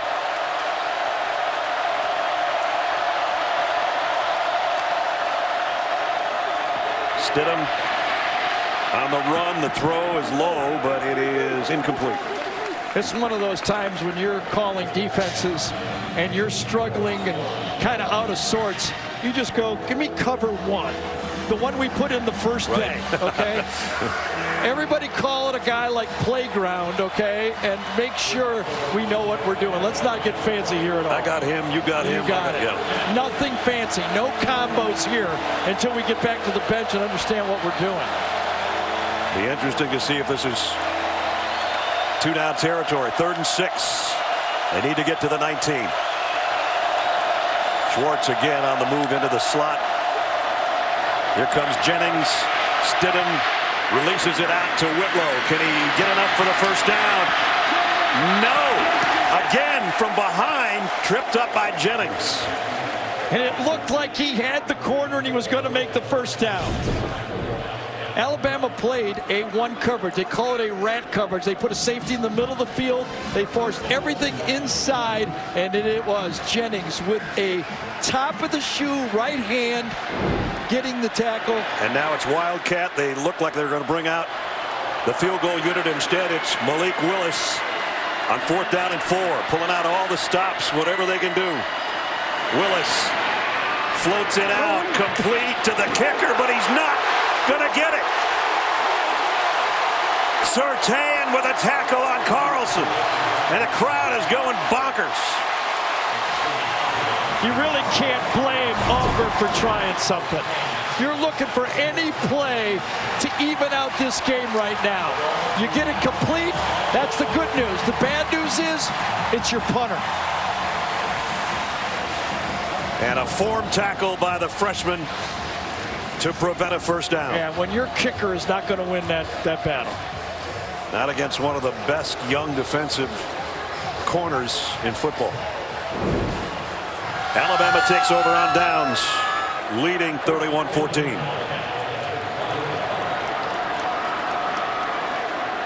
At this point, Gus Malzahn says field goals aren't going to help us.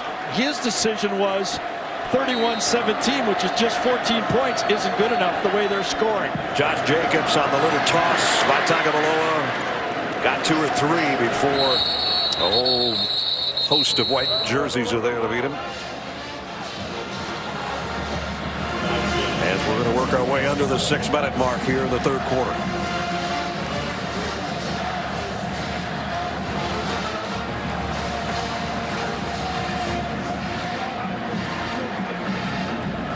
Now Jacobs out as a wide receiver to the top of your screen. Damian Harris in the backfield. And Jacobs on the move again. They fake it to him and give it to Harris. And Damian got out across the 25. And KJ Britt was in for Deshaun Davis, who limped out after the last play, their leading tackler, and Britt makes the play on that one. Boy, if Auburn ever needed a stop, right here would be good.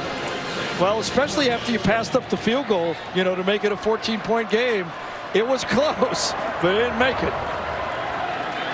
Both teams with an equal number of snaps on offense. But Alabama's made theirs count.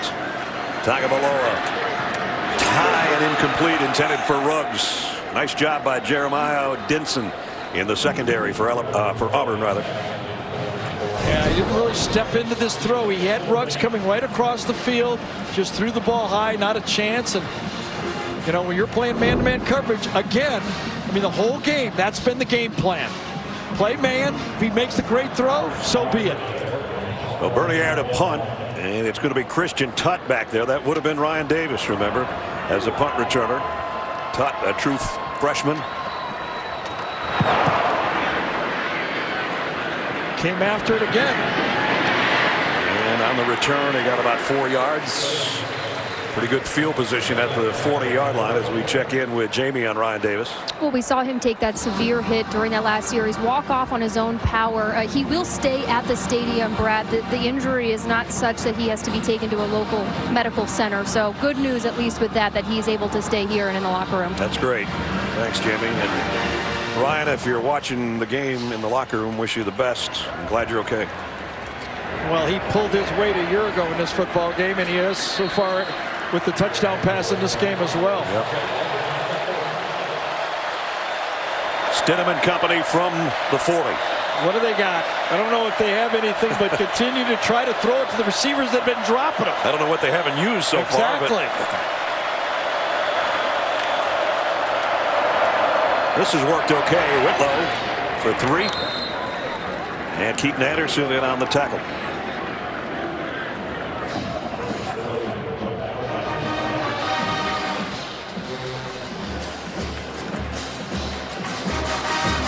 Jarrett Stidham, who was 21 for 28 in this game, 10 for 24, but he's got at least 5 drops, right? Yeah. There you see number of plays and all of that relatively close time of possession, but the scoreboard is Alabama by 17. And again, a little sugar huddle. Everybody gets out quickly. Canella in the slot, Schwartz on the move. They fake it to him, and then they're going to throw it to him. Let's see what he can do in the open field. Just that much. Savion Smith with the tackle. Well, if you actually look at Patrick Surtain and Savion Smith at practice, the 2 corners for Alabama are big men. They're not little skinny little cover guys. They both go over 200 pounds, can handle you in that bump and run coverage, and both very sound tacklers. You call this with the idea you got 4 downs to make it. Oh, little confusion there on the snap. Stidham's just going to let it fly. Center field, caught. This one, Slayton, touchdown. He didn't drop that one. Mac Wilson was saying he pushed off, but it was such of an underthrow that Slayton saw it, and the defender did not. Samian Smith had no idea where the ball was. Right side watches. Oh, yeah, right at the end. His right hand got the little push. Greatest underthrow of Jarrett Stidham's life. Exactly. Mac Wilson saw it cleanly. Push off at the end of the play on a bad underthrow touchdown. Extra point is up and good. And I think that's what Gus was thinking about the field goal. We just got to keep trying to score touchdowns. That's our only chance. They got one when they really needed it in 3 plays in just 1 minute and 25 seconds.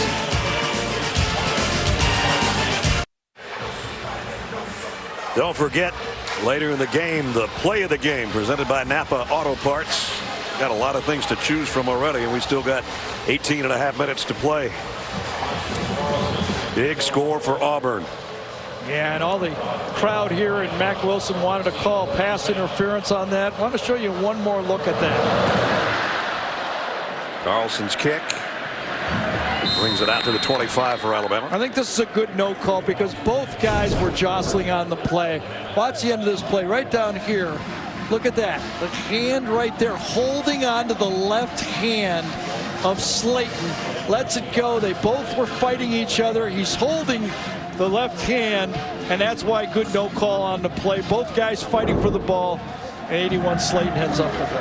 And by the way, Anthony Jennings was the reason that pass was underthrown, because he got to Stidham just when he let go of it. Now it's back in number 13's hands at the 3.5-minute mark, third quarter. Tua Tagovailoa down the middle on stride to Devontae Smith. Yeah, he might have missed the last one, but don't count on him missing 2 of them. Wide open. This little motion package has been freeing these crossing routes right behind the linebackers. He missed one on 3rd down, but he didn't miss that one. Pick up a 20 to the 45. Snap a little bit low again. The handoff, Najee Harris. Najee follows his blockers. He's got a first down and 2 stiff arms to the face of Igbenogany. What happens when you have the 2 running backs in? Josh Jacobs becomes an extra blocker right in front. Watch number 8. That's the guy that cleans it up for you. If you put on the tape and watch him, your quarterback run behind him, running back run behind him, reverse run behind him, he is just a leveler in front of those plays. Unless he has it, then he does it himself. A 20-yard pass play, a 15-yard run, and now Tagovailoa again finds the open man. It's Devontae Smith. A little hesitation at the 10, and a touchdown.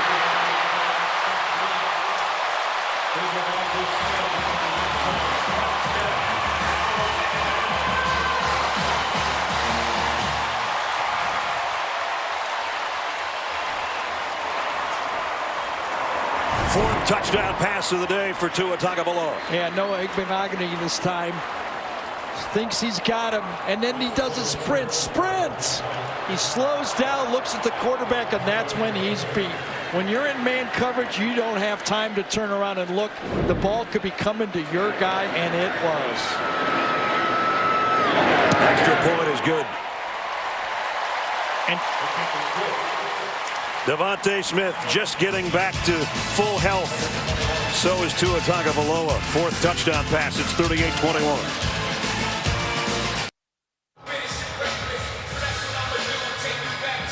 Alabama again by 17 after another quick strike score. Took them only 1 minute and 9 seconds and 3 plays to get another touchdown pass. Tagovailoa to Devontae Smith.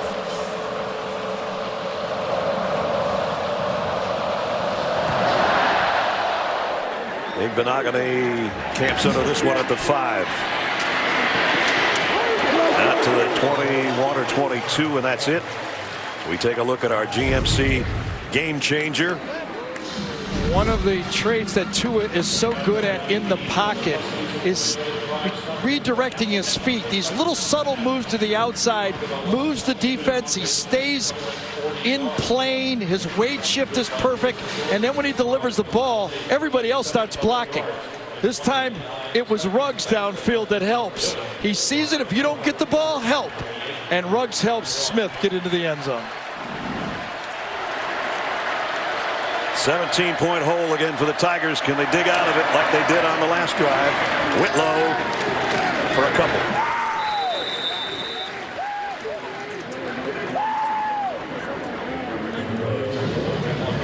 As we hit the 2-minute mark remaining in the third quarter.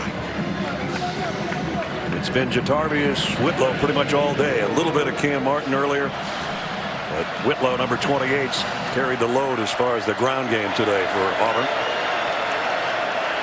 He shifts a little bit behind Stidham. And now it's a flea flicker. He has to throw it away. Almost caught by Coach Saban. Quinnen Williams was applying the pressure. All right, do your assignment. When you're the safety and you're deep, you stay deep. And that time, Xavier McKinney stays deep.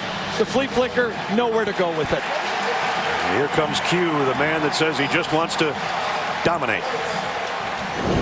Used that word about 12 times when we talked to him the last time we talked. While he dominated a sandwich, too. I'm going to call that intentional grounding. Second call we've had today, one on each side. Thought he got out of the pocket on that play. Did he not get out of the pocket? And he crossed the line of scrimmage. I don't know. I don't either. Third down and 19 is what we do know, and that's not good if you're an Auburn fan.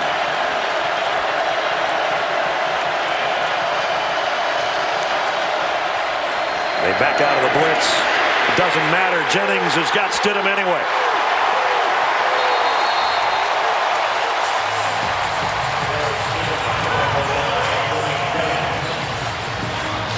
Well, right now, you get in a long yardage situation, it's a feeding frenzy on the quarterback. They tried to do the flea flicker. That didn't work. And then when Q comes around one side, he forces him inside, and Jennings gets the cleanup. Really did look like a Jaws movie. It did. Williams comes around, does not get credit for the sack, but he sure caused it. And now it's a punt from the end zone for Sippis.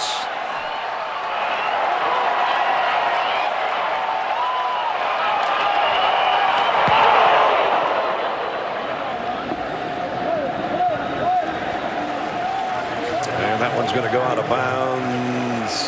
Wow. Where are they going to spot this thing? Way out at the 43-yard line. College football playoff. Here's how it looked coming into the day. Alabama #1, obviously. Notre Dame plays tonight. Michigan got hammered by Ohio State. And Washington State lost the Apple Cup last night. So that kind of turns the apple cart upside down in a couple of spots. It does. It was a big weekend, I think, for Ohio State. Having Washington State lose the way they win, I think they're now sitting where they believe they control their destiny.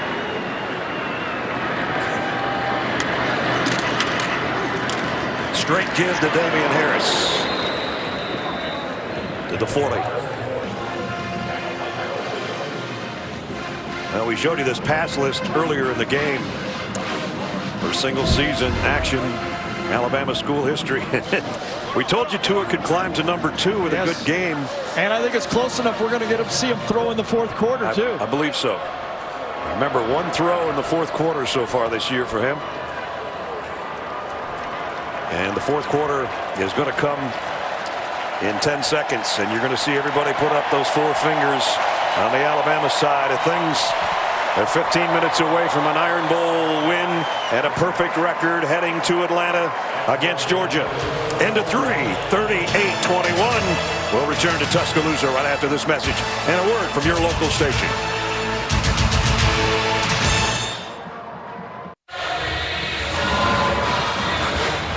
Big Al having a big game, 38-21 as we head into the fourth quarter. And Tua Tagovailoa, as we said, has one completion for 24 yards on one attempt in the fourth quarter. Amazing. Those are some of the other guys that have been mentioned in the Heisman Chase, but we're going to see him here in the fourth quarter because he's about to take the snap on 2nd down and 7. It gives to Damian Harris. Harris backpedals his way and powers his way for another Alabama first down. Brad Nessler, Gary Danielson, Jamie's down on the field. You know, it's amazing. You get close, you get within 10, and Alabama's had the ball for 12 plays in the second half, and they have got 3 touchdowns. And they don't look out to be another one right there before we even get back on camera. I think first you're down right. for a while. You know, I felt like Auburn was okay. They had everything in front of them, and then the pass to Judy. Yeah. That really what broke the dam here. And that's what it is when you play Alabama now. Why they're so different, they can attack you in so many different ways. They are not a one-dimensional offense anymore. First down at the 22, threatening again. Pump fake one way, long ball the other. Touchdown. Well, they're going to say he's out. I don't know about that. No, I don't either. Now, you are allowed to push him out, but I don't know if he did. Now they say touchdown. Yeah, I think that's a touchdown. And as the late, great Keith Jackson once said, maybe it's hello Heisman for number 13. What a ball. Well, I'll tell you, you put it up for grabs, and these receivers, remember, he was blocking on the last play. Oh, he had it, and that was clearly a touchdown. McCreary, number 17, was chasing behind. Ruggs, who was the key blocker on the last touchdown, is the key receiver on this one. And fourth quarter is good to Tua. 2 for 2. And the Chick-fil-A pylon cam. They talk about it. They give it to him. Touchdown. Number 5 for number 13 today. Well, I think he's going to win the Heisman because he's been the talk of college football from game 1 all the way through the season. He changed Alabama football from the second half of that Georgia game all through this season. It has been a different franchise. Tua Tagovailoa. 5 touchdowns on the day, 36 on the year. And the Tide is rolling.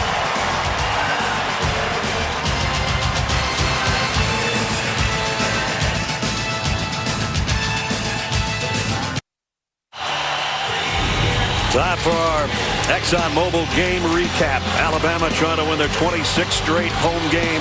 Got off to a good start with the legs of Tua Tagovailoa.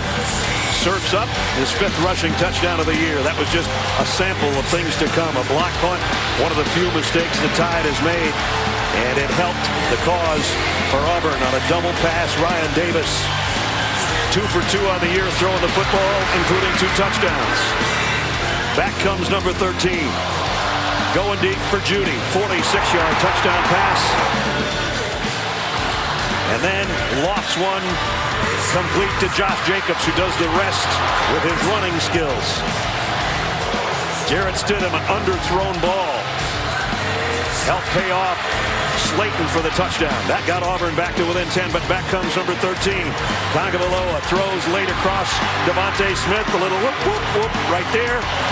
He'll take it in for the touchdown. And then Tua going deep to the corner. A great catch by Ruggs.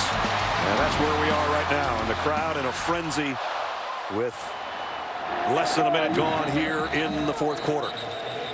Now, Brad, I was just thinking watching that ball, the way Tua threw the ball, I started thinking Air Saban, like Air Coryell. Remember when Danny, our Dan Fouts? Yes, Danny Fouts would, and back in the day when he had John Jefferson and Charlie Joyner and Kellen Winslow, Chuck Muncie at running back, Dan would just throw the ball up and start trotting to the sideline.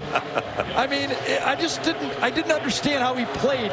He didn't care if the guy was covered or not. He let it go. That's how much faith, and that's what this Alabama pass offense looks like now. Desperate times now for Auburn. They know they need to strike as quickly as possible as Shivers on the carry. Goes out for 5 yards.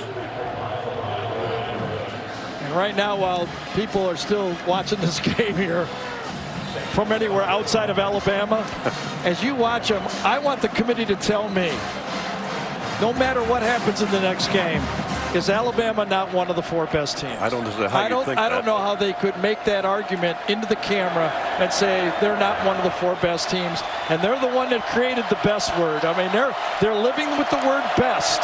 How could you not say it? Win or lose, Alabama's not in right now against Georgia. Stidham, they're going to say, slid before the first down mark. I think Jason Jarrett. And they're going to face a hot Georgia team in a week. Yep.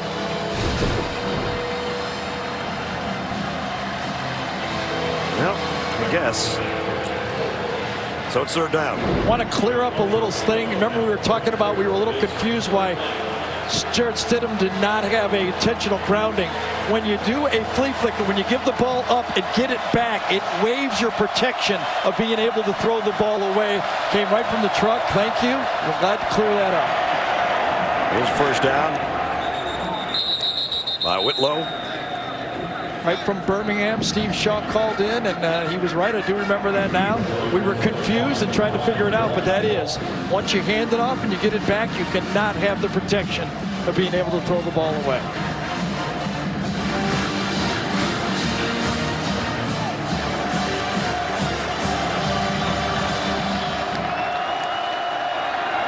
Shivers on the handoff. Runs into the middle of the Alabama defense.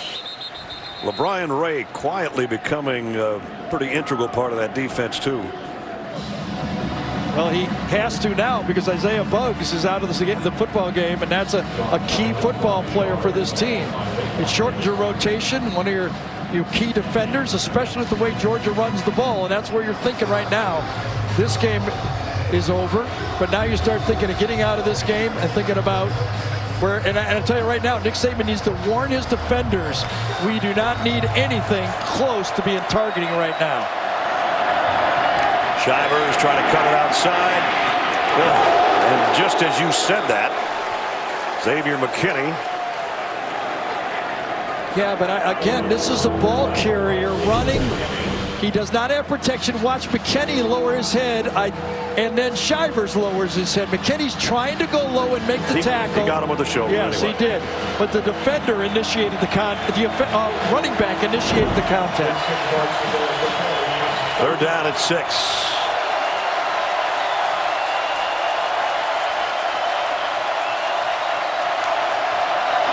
Comes a blitz.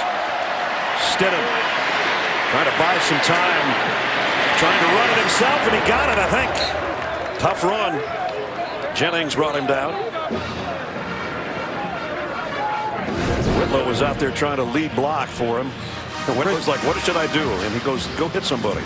Christian Miller to the outside. He's being chased by Jack Driscoll, the offensive tackle, because he was pass rushing that time. And then he saw the receiver go to the flat, and he just trailed with him. That's why there was no one to throw to.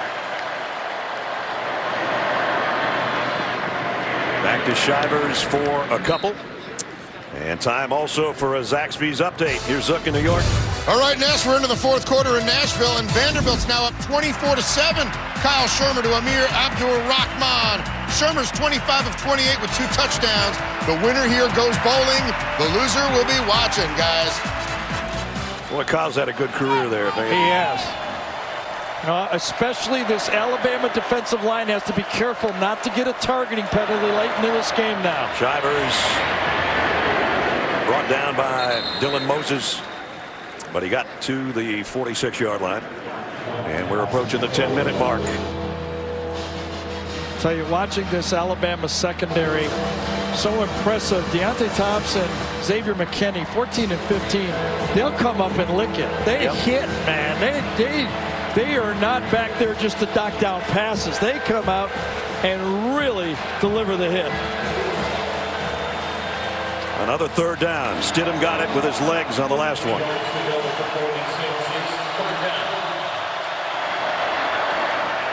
Deep drop, lofts it, and it's intercepted by Jennings. Anthony Jennings.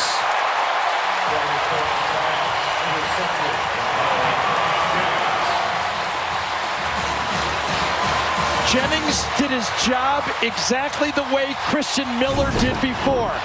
and man to the line of scrimmage. Watch, he's going to be blocked, but he feels something, so he peels. He's supposed to rush the passer, but he feels something, so he backs off, and he gets in the way of the throwback pass. 47-33, two veterans do their jobs.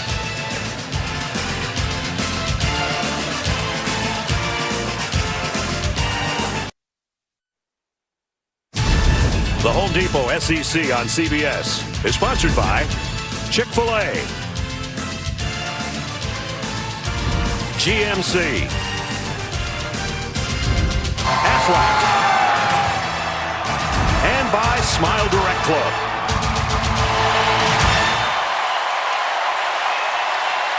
Tua Tagovailoa's day is done. 5 touchdown passes, 325 yards in the air. And ties Gary Hollingsworth for the most touchdown passes in a game. Going to give the coach a hug. His numbers now 3190 yardage, 36 touchdowns, 2 interceptions. Jalen Hurts in for him. And Jalen comes up throwing down the middle. Jalen Waddle. Jalen to Jalen. Waddle, great speed. He's gone. Touchdown.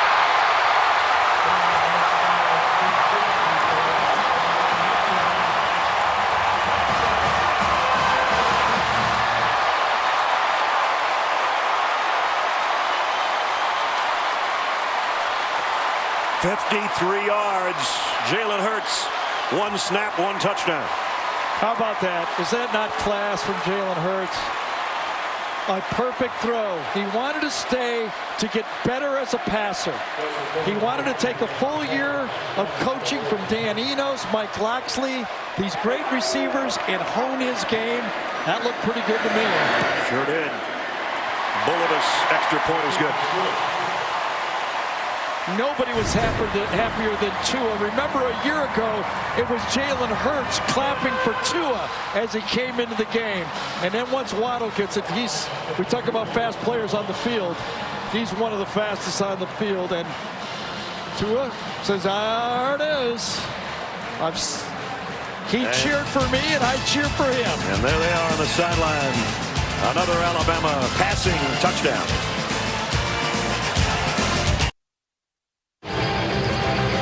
The 3rd most points allowed by an Auburn team under Gus Malzahn today with 52.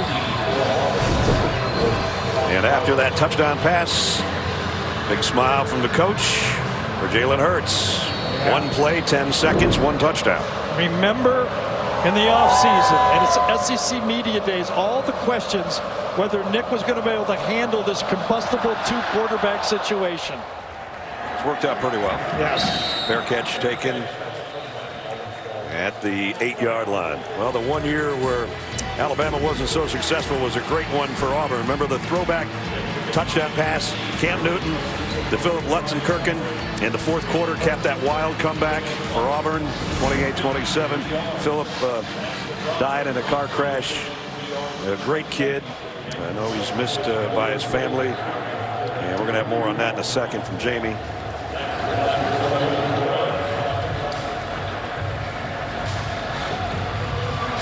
Quick up to the line from the Sugar Huddle. And the end around coming with Schwartz. And he got about an 8-yard gain as we check in with Jamie.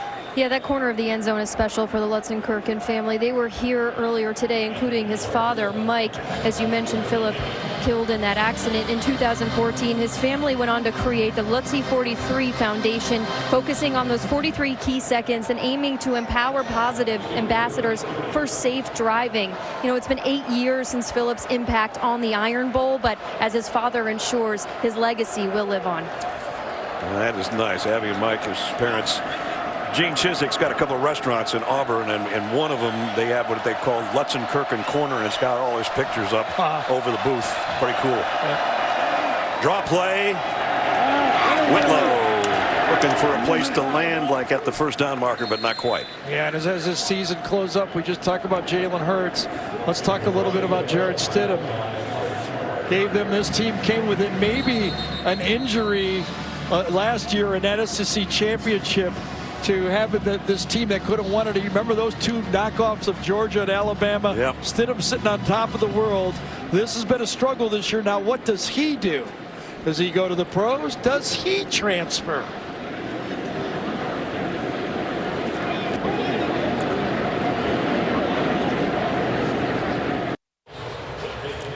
(52-21), just under 8.5 to go in the fourth quarter.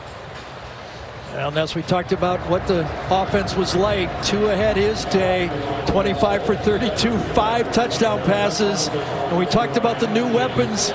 You know what? Smith, touchdown pass, 4 receptions.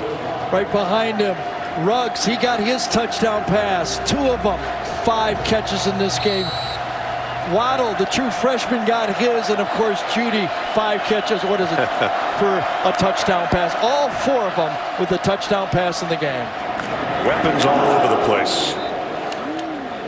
Georgia beat Georgia Tech today, 45-21. A 7-4 Georgia Tech team.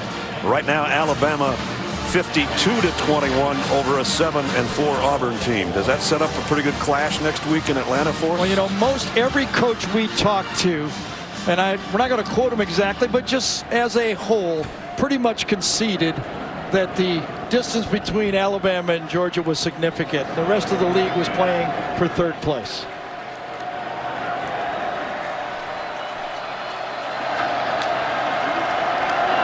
Hand off to Shivers. Trying to go wide and run down by Dylan Moses. So I just talked about it. Next Saturday, 4 o'clock Eastern, right here on CBS. SEC Championship presented by Dr. Pepper. It's Alabama. They'll be number 1. Georgia will probably be number 4, and we can change that graphic. But you can kick off your day with a drive to Atlanta presented by Mercedes-Benz. Beginning at 2:30 Eastern, followed by the State Farm College Football Today with Adam and the gang. Gary and Jamie and I and our crew will be at Mercedes-Benz Stadium. We hope you join us. And both quarterbacks come in hot. Didn't Jake Fromm, you were following, didn't he throw 4 touchdown passes? I think yeah, career high for him. So one comes in with 4, the other one comes in with 5. That's not bad. And I think Jake got him to 4 different guys today, too, if I'm not mistaken. Pass intended for Whitlow over his head. The last 2 meetings between Georgia and Alabama. I mentioned this one earlier. Aaron Murray had a pass tipped. Had they just dropped that, they might have had another snap, but that ended at the 5-yard line, and Alabama with the win. And then we know about the national championship as a guy named Tua Tagovailoa came into the second half and in overtime throws the touchdown pass for a national title. And that was in the same stadium. The other one was in the Georgia Dome in 12. Should be a dandy next week. Stidham down the middle, and it is almost intercepted by Shaim Carter. And again, it could be, was it roughing or the passer here? There is a flag down, yeah. Yes. Oh, I think Quinnen Williams got a hand to the head. Hand to the head. Should have been there. Personal foul, roughing the passer, defense number 92. 15-yard penalty, automatic first down. Yeah, and I'm telling you, if I'm Alabama, I'm getting him out of the game. He cannot get a late penalty and miss the first half of the next game. Quinnen only knows one way to play, and I'd be putting him on backups. Here he comes out. Yes. Eric Coryell has to start thinking about, Eric Saban has to start thinking about his defense for next week.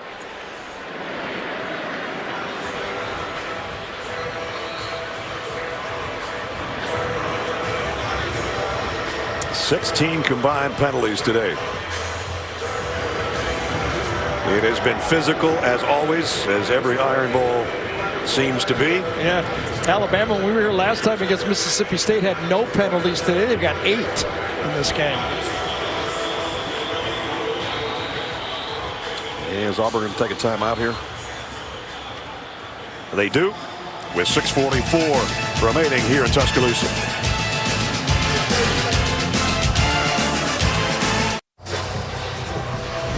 Coming up after our game, stay tuned for the CBS Sports College Football Postgame Show presented by Capital One. Adam and the guys, PJ and Rick, along with you. Look back at this one and all the other big games today, including Ohio State's win over Michigan.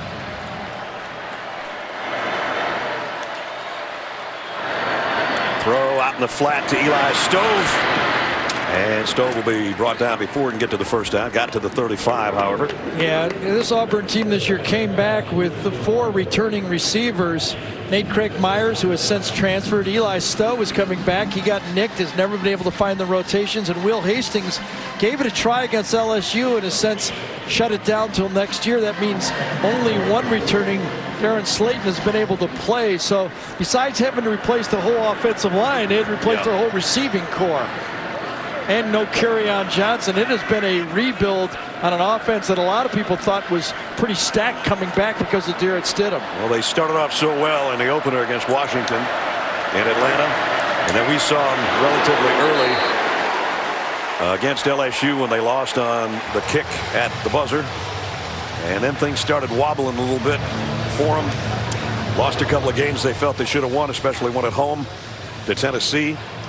And then put things together. Had won 3 of the last 4 coming into this. But it's a buzzsaw they ran into today, Alabama. I thought that LSU game took a lot out of them. I think so, too. They had that ball go right over to Sean Davis's hand. Big play. They thought they had the game well in control, and I don't think they found their footing again. Right. They got embarrassed by Mississippi State that game. 3rd down at 4. And whistle before the snap. Offense, number 8, 5-yard penalty, 3rd down. I guess it was on Jarrett Stidham. It just hasn't worked this year for Gus Malzahn and Auburn. I mean, Georgia put over 500 yards of offense on them. Yeah. And, you know, that's besides 3 other teams put over 400. Alabama's closing in on 500. What are they at, 490 something or something like that? So this, you know, because of the offense not being able to sustain any drives, that defense just been overworked. They were good in the first half, but couldn't hold it together long term. There you saw the numbers, 492, 378 in the air. Whitlow can't handle the pass. Incomplete. Yeah, I think the mercy call here for Gus Malzahn would be to punt it. And hope that Alabama takes a couple knees. And they will bring out the punting unit. Well, coming into this game, Nick Saban was in his 74th game as the #1 team in the country, more than any coach at one school. This will be, he has 10, 11 win or more seasons here. And as we said, the dominance continues. We'll just see what happens next week. Here's a quirky one for you. For the 11th consecutive year now, the Georgia-Alabama two-step has worked out the same way. 3 times Auburn has beaten Alabama and Georgia in the same year. Yep. And the rest of the time, 8 times, it has been 0-2. You're either 2-0 or 0-2, and it's going to be 0-2 this year. Jalen Hurts coming back out.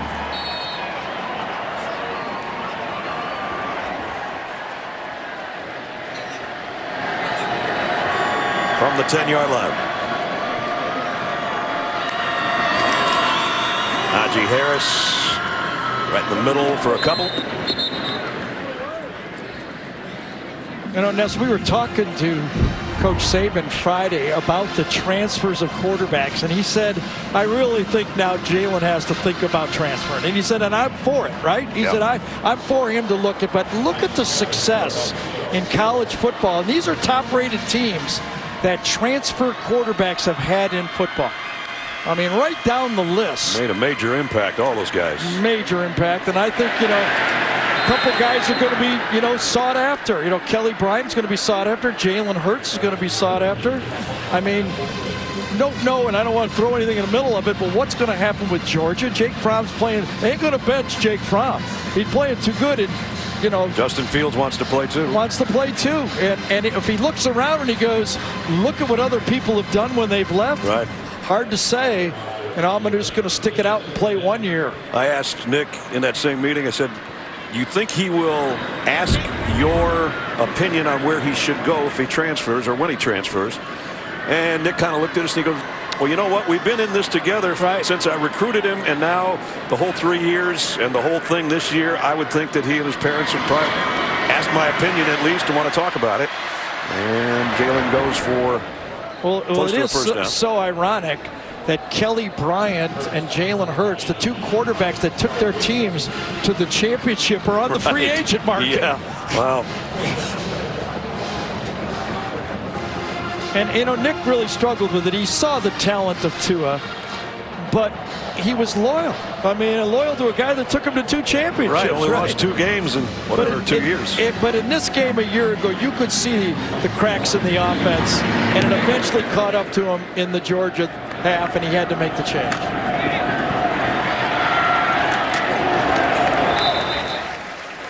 And if you wonder why he made that change last year and then this year, well, we'll show you a few of the reasons. Like, he can run pretty well. Maybe not Jalen Hurts great, but he's pretty good with his feet. And then he does this. A lot.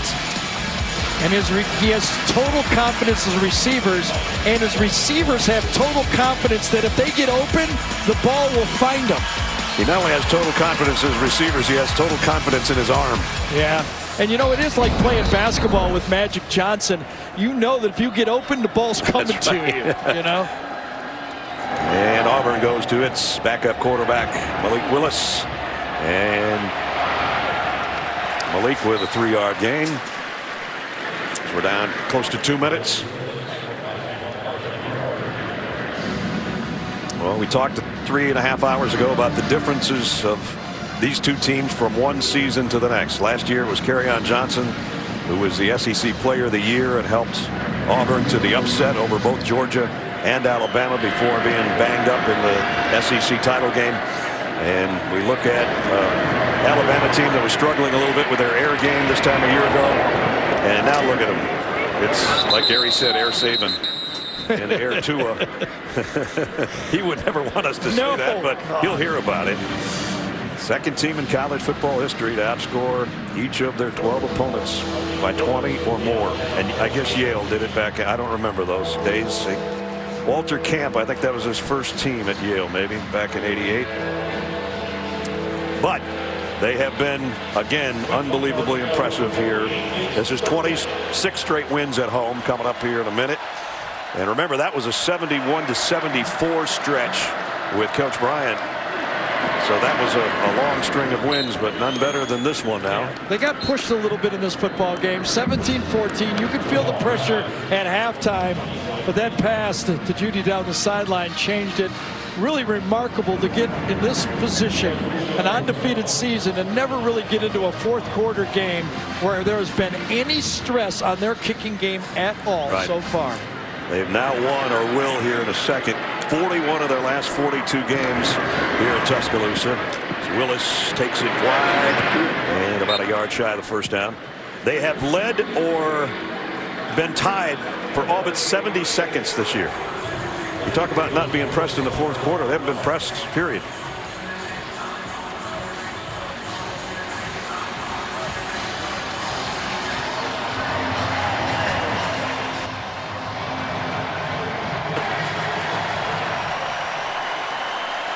And down to what might be the final snap.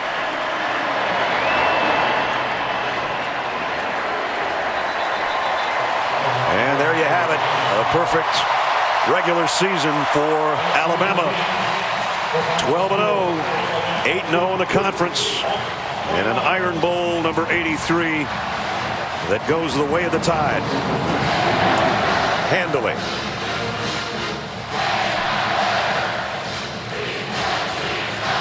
Couple veteran quarterbacks that might be playing somewhere else next year except in those uniforms. The winning coach is with Jamie. I think you did better. Coach just asked me if they did better. I think you did. What do you think? Well, we played better in the second half, but played better on offense, made some explosive plays. I think scoring early in the second half was really big for us. How has this team continued to play the right way down the stretch to set you up for an SEC championship game?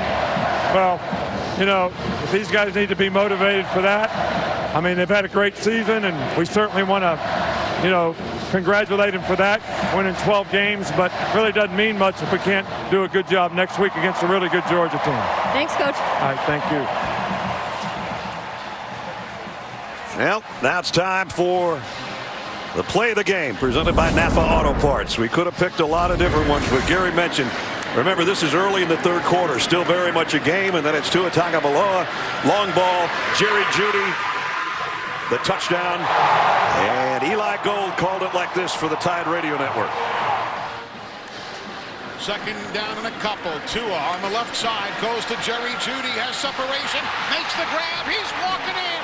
Touchdown, Alabama! 47 yards. And that was the backbreaker, and the guy that threw the passes with Jamie Erdahl. All right, Tua, starting in your first Iron Bowl, there's a lot of emotion behind this game. How did this one feel for you? I mean, it was good. You know, it was good to send the seniors out, you know, with a win. It was good for the community. You know, they had to live with this for 365 days last year. You know, so to be able to bring back a win is really good. To look ahead to a Georgia team that you have a lot of history with, how is this team playing in order to face that team once again in an SEC championship? Well, you know, I think we got to keep on doing what we're doing. We got to clean up some things. You know, we got to continue to execute.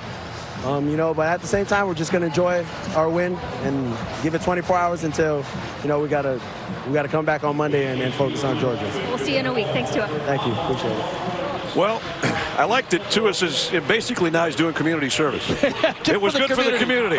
5 touchdown passes, good for him too. Next week, this could be fun, man. I've been saying all year there's only 3 or 4 teams in college football that can play with Alabama, and Georgia is one of them. Yep. They can run it, and Fromm can throw to the outside. I think we'll have a good game.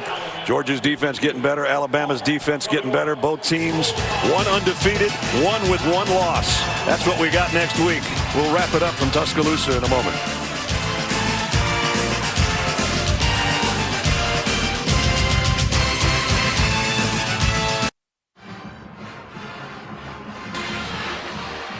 So that's going to do it from Tuscaloosa. A perfect season for the Crimson Tide so far, 12-0.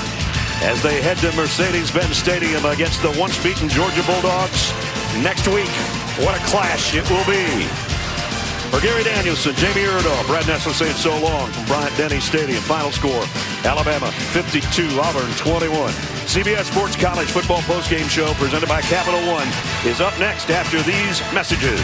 So long from Tuscaloosa.